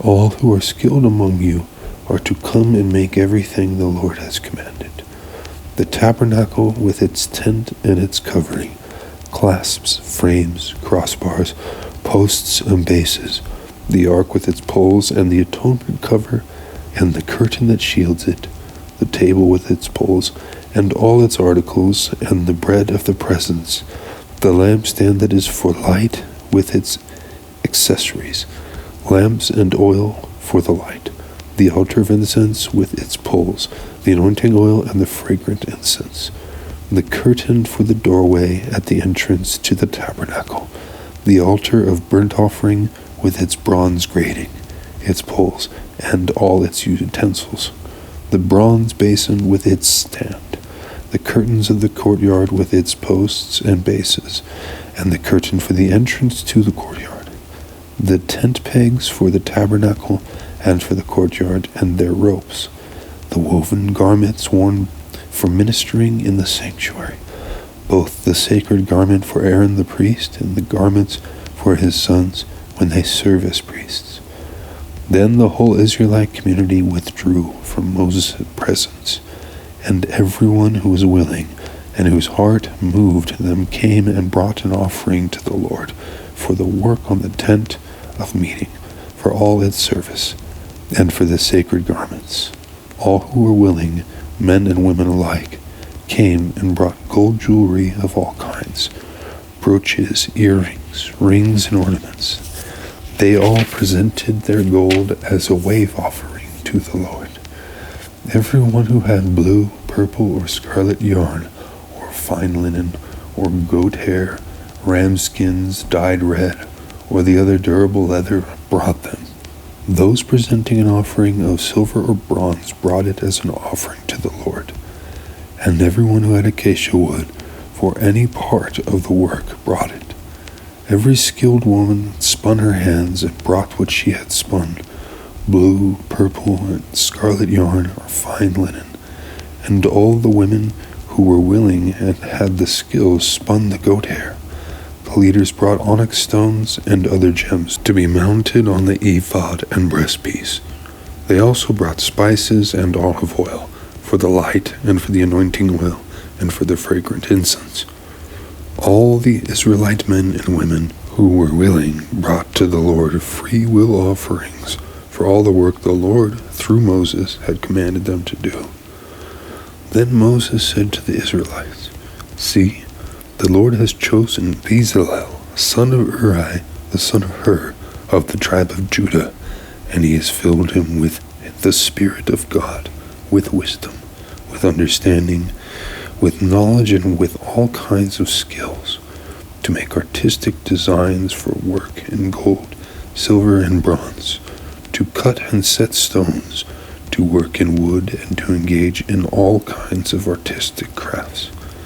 And he has given both him and Oholiab, son of Ahisamach, of the tribe of Dan, the ability to teach others. He has filled them with skill to do all kinds of work as engravers, designers, embroiderers in blue, purple, and scarlet yarn, and fine linen, and weavers, all of them skilled workers and designers. Chapter 36.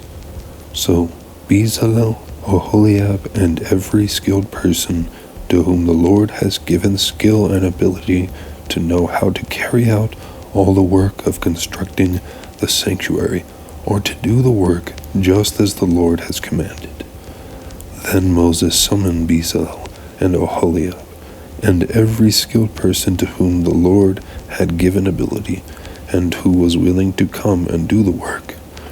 They received from Moses all the offerings the Israelites had brought to carry out the work of constructing the sanctuary. And the people continued to bring free will offerings morning after morning.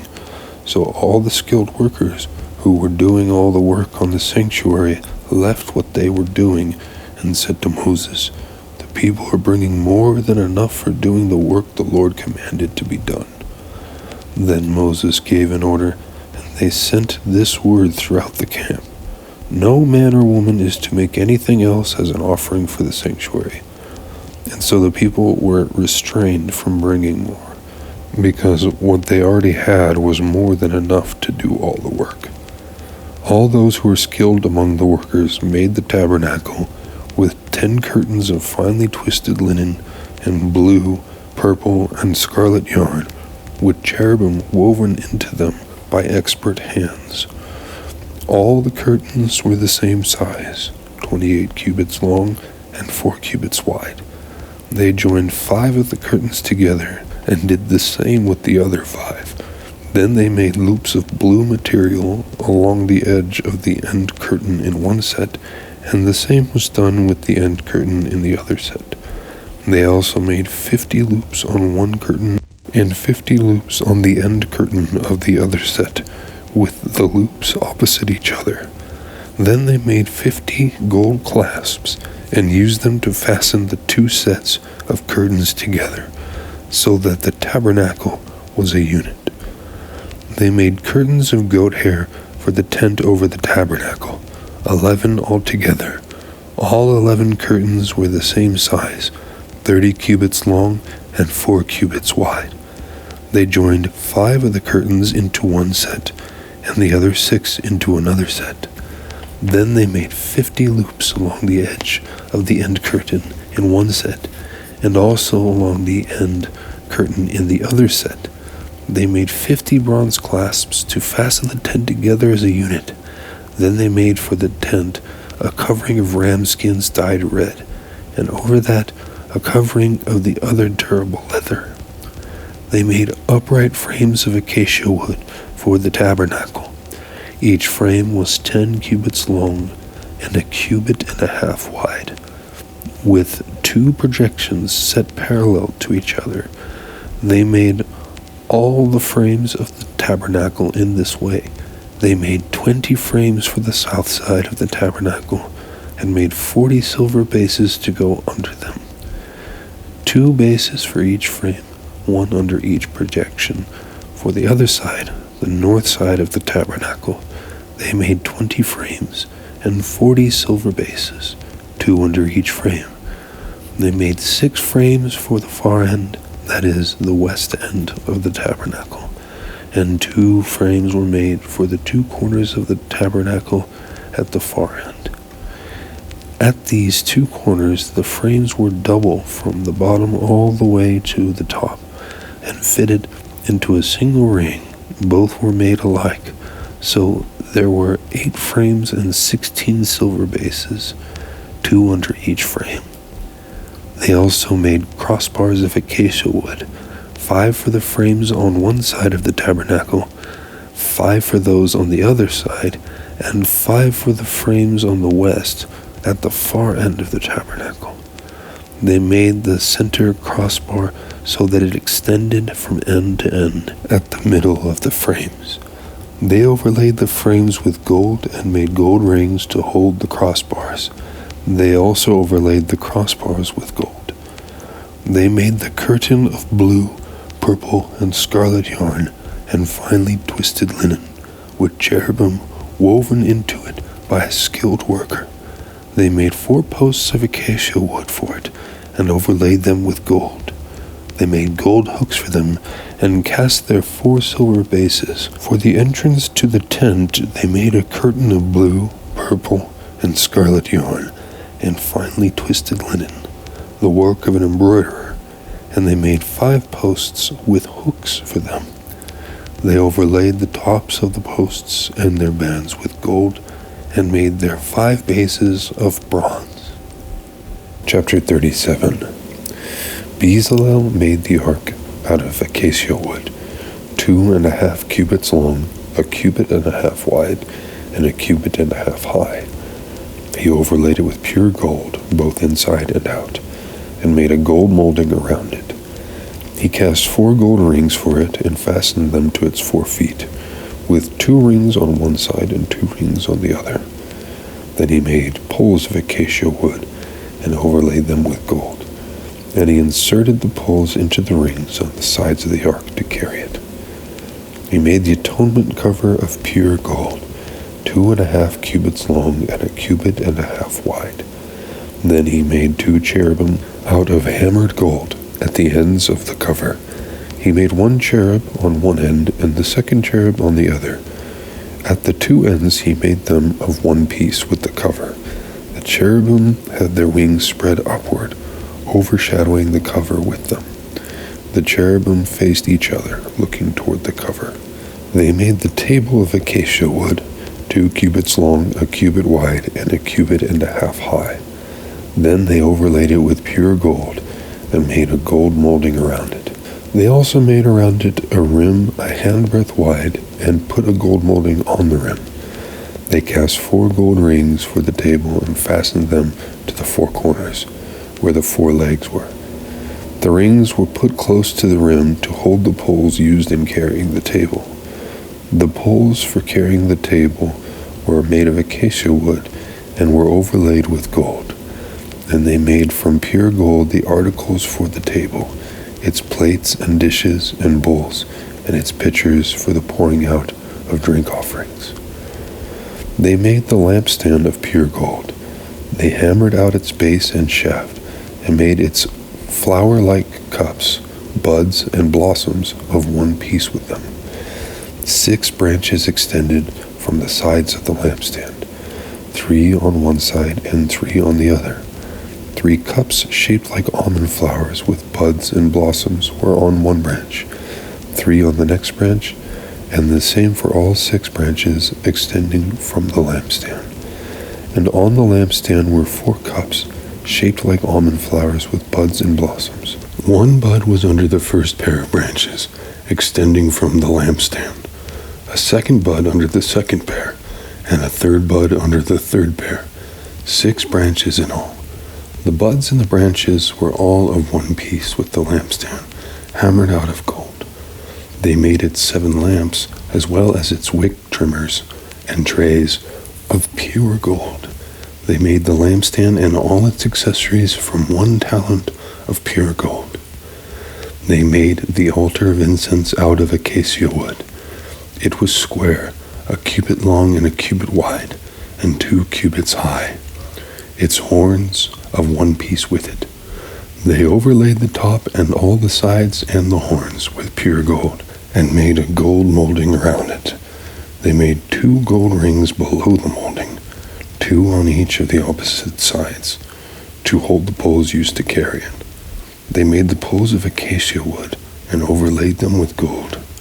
They also made the sacred anointing oil and the pure, fragrant incense, the work of a perfumer.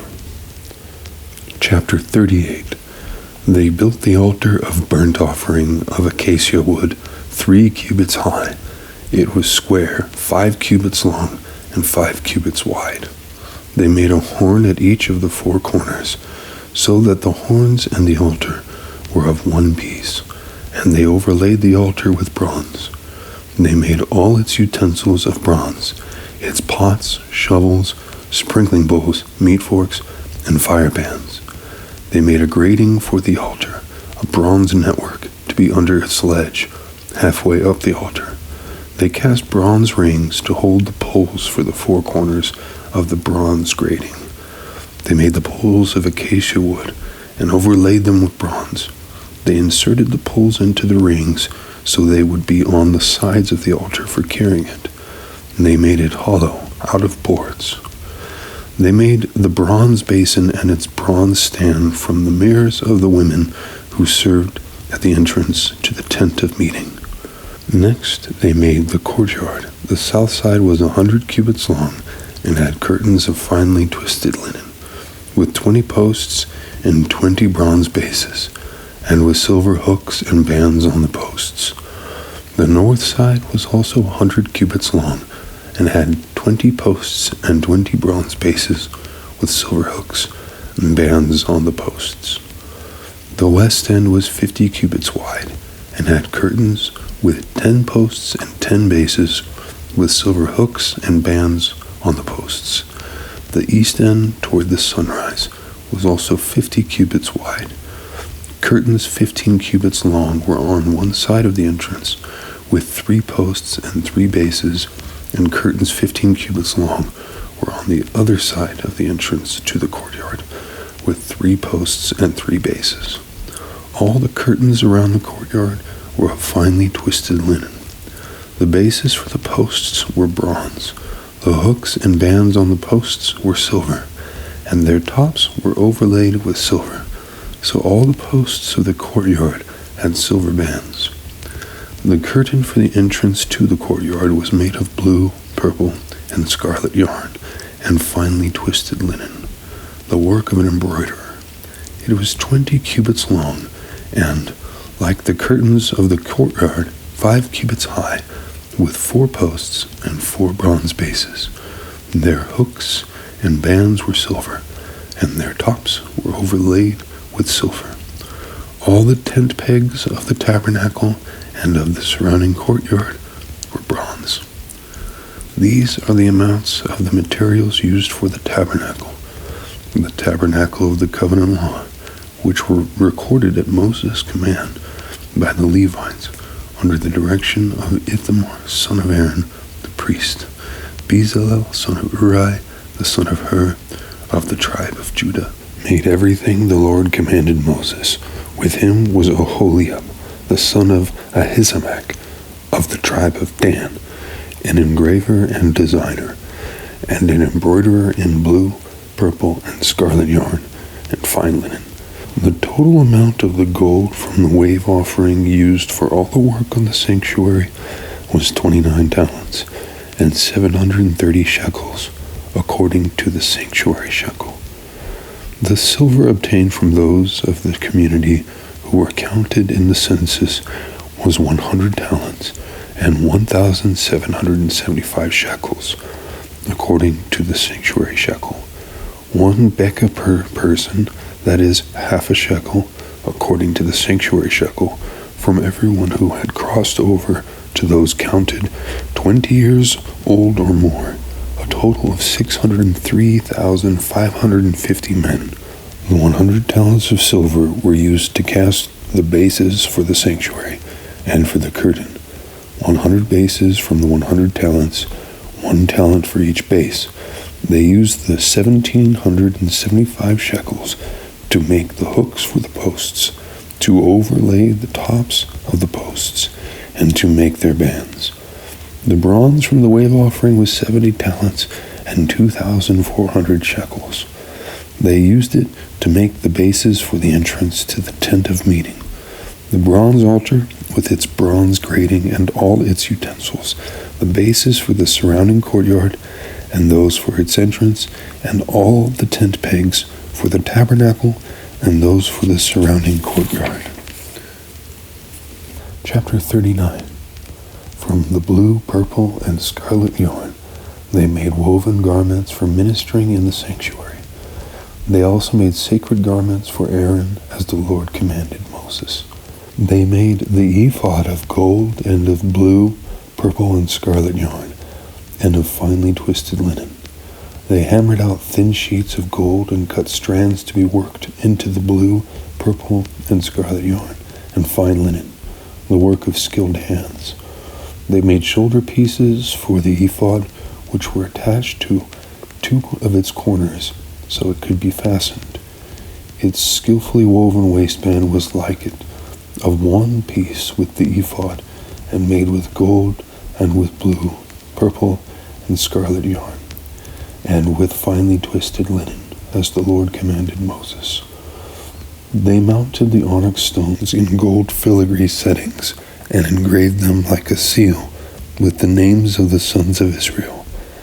Then they fastened them on the shoulder pieces of the ephod as memorial stones for the sons of Israel, as the Lord commanded Moses. They fashioned the breastpiece, the work of a skilled craftsman. They made it like the ephod, of gold and of blue, purple, and scarlet yarn, and of finely twisted linen. It was square, a span long and a span wide, and folded double. Then they mounted 4 rows of precious stones on it.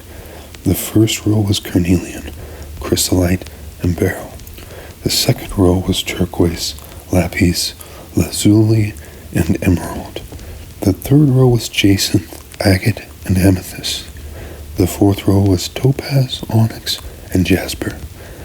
They were mounted in gold filigree settings. There were 12 stones, one for each of the names of the sons of Israel, each engraved like a seal with the name of one of the 12 tribes. For the breastpiece, they made braided chains of pure gold, like a rope. They made 2 gold filigree settings and 2 gold rings, and fastened the rings to 2 of the corners of the breastpiece. They fastened the 2 gold chains to the rings at the corners of the breastpiece, and the other ends of the chains to the 2 settings, attaching them to the shoulder pieces of the ephod at the front. They made 2 gold rings and attached them to the other corners of the breastpiece, on the inside edge next to the ephod. Then they made 2 more gold rings and attached them to the bottom of the shoulder pieces on the front of the ephod, close to the seam just above the waistband of the ephod. They tied the rings of the breastpiece to the rings of the ephod with blue cord connecting it to the waistband, so that the breastpiece would not swing out from the ephod, as the Lord commanded Moses. They made the robe of the ephod entirely of blue cloth, the work of a weaver, with an opening in the center of the robe, like the opening of a collar, and a band around this opening, so that it would not tear. They made pomegranates of blue, purple, and scarlet yarn, and finely twisted linen around the hem of the robe. And they made bells of pure gold, and attached them around the hem between the pomegranates. The bells and pomegranates alternated around the hem of the robe, to be worn for ministering, as the Lord commanded Moses. For Aaron and his sons they made tunics of fine linen, the work of a weaver, and the turban of fine linen, the linen caps and the undergarments of finely twisted linen. The sash was made of finely twisted linen, and blue, purple, and scarlet yarn, the work of an embroiderer, as the Lord commanded Moses. They made the plate, the sacred emblem, out of pure gold, and engraved on it, like an inscription on a seal, "Holy to the Lord." Then they fastened a blue cord to it, to attach it to the turban, as the Lord commanded Moses. So all the work on the tabernacle, the tent of meeting, was completed. The Israelites did everything just as the Lord commanded Moses. Then they brought the tabernacle to Moses, the tent and all its bases, the covering of ram skins dyed red, and the covering of another durable leather, and the shielding curtain, the Ark of the Covenant Law with its poles, and the atonement cover, the table with all its articles, and the bread of the presence, the pure gold lampstand with its row of lamps, and all its accessories, and the olive oil for the light, the gold altar, the anointing oil, the fragrant incense, and the curtain for the entrance to the tent, the bronze altar with its bronze grating, its poles and all its utensils, the basin with its stand, the curtains of the courtyard with its posts and bases, and the curtain for the entrance to the courtyard, the ropes and tent pegs for the courtyard, all the furnishings for the tabernacle, the tent of meeting, and the woven garments worn for ministering in the sanctuary, both the sacred garments for Aaron the priest, and the garments for his sons when serving as priests. The Israelites had done all the work just as the Lord had commanded Moses. Moses inspected the work and saw that they had done it just as the Lord had commanded. So Moses blessed them. Chapter 40. Then the Lord said to Moses, "Set up the tabernacle, the tent of meeting, on the first day of the first month. Place the Ark of the Covenant Law in it, and shield the Ark with the curtains. Bring in the table and set out what belongs on it. Then bring in the lampstand and set up its lamps. Place the gold altar of incense in front of the Ark of the Covenant Law, and put the curtain at the entrance to the tabernacle, the tent of meeting. Place the basin between the tent of meeting and the altar and put water in it. Set up the courtyard around it and put the curtain at the entrance to the courtyard. Take the anointing oil and anoint the tabernacle and everything in it. Consecrate it and all its furnishings, and it will be holy. Then anoint the altar of burnt offering and all its utensils. Consecrate the altar, and it will be most holy. Anoint the basin and its stand, and consecrate them. Bring Aaron and his sons to the entrance to the tent of meeting, and wash them with water. Then dress Aaron in the sacred garments, anoint him and consecrate him, so he may serve me as priest. Bring his sons and dress them in tunics. Anoint them just as you anointed their father, so they may serve me as priests. Their anointing will be to a priesthood that will continue throughout their generations." Moses did everything just as the Lord commanded him. So the tabernacle was set up on the first day of the first month in the second year. When Moses set up the tabernacle, he put the bases in place, erected the frames, inserted the crossbars, and set up the posts. Then he spread the tent over the tabernacle and put the covering over the tent as the Lord commanded him. He took the tablets of the covenant law and placed them in the ark, attached the poles to the ark, and put the atonement cover over it. Then he brought the ark into the tabernacle and hung the shielding curtain and shielded the ark of the covenant law as the Lord commanded him.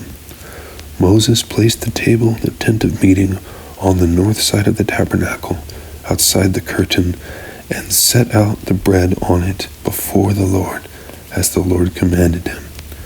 He placed the lampstand in the tent of meeting opposite the table on the south side of the tabernacle, and set up the lamps before the Lord, as the Lord commanded him. Moses placed the gold altar in the tent of meeting in front of the curtain and burned fragrant incense on it, as the Lord commanded him. Then he put up the curtain at the entrance to the tabernacle. He set the altar of burnt offering near the entrance to the tabernacle, the tent of meeting, and offered on it burnt offerings and grain offerings, as the Lord commanded him. He placed the basin between the tent of meeting and the altar, and put water in it for washing. And Moses and Aaron and his sons used it to wash their hands and feet. They washed whenever they entered a tent of meeting or approached the altar, as the Lord commanded Moses. Then Moses set up the courtyard around the tabernacle, and altar, and put up the curtain at the entrance to the courtyard. And so Moses finished the work. Then the cloud covered the tent of meeting, and the glory of the Lord filled the tabernacle. Moses could not enter the tent of meeting because the cloud had settled on it, and the glory of the Lord filled the tabernacle. In all the travels of the Israelites, whenever the cloud lifted from above the tabernacle, they would set out. But if the cloud did not lift, they did not set out until the day it lifted. So the cloud of the Lord was over the tabernacle by day, and fire was in the cloud by night, in the sight of all the Israelites during all their travels.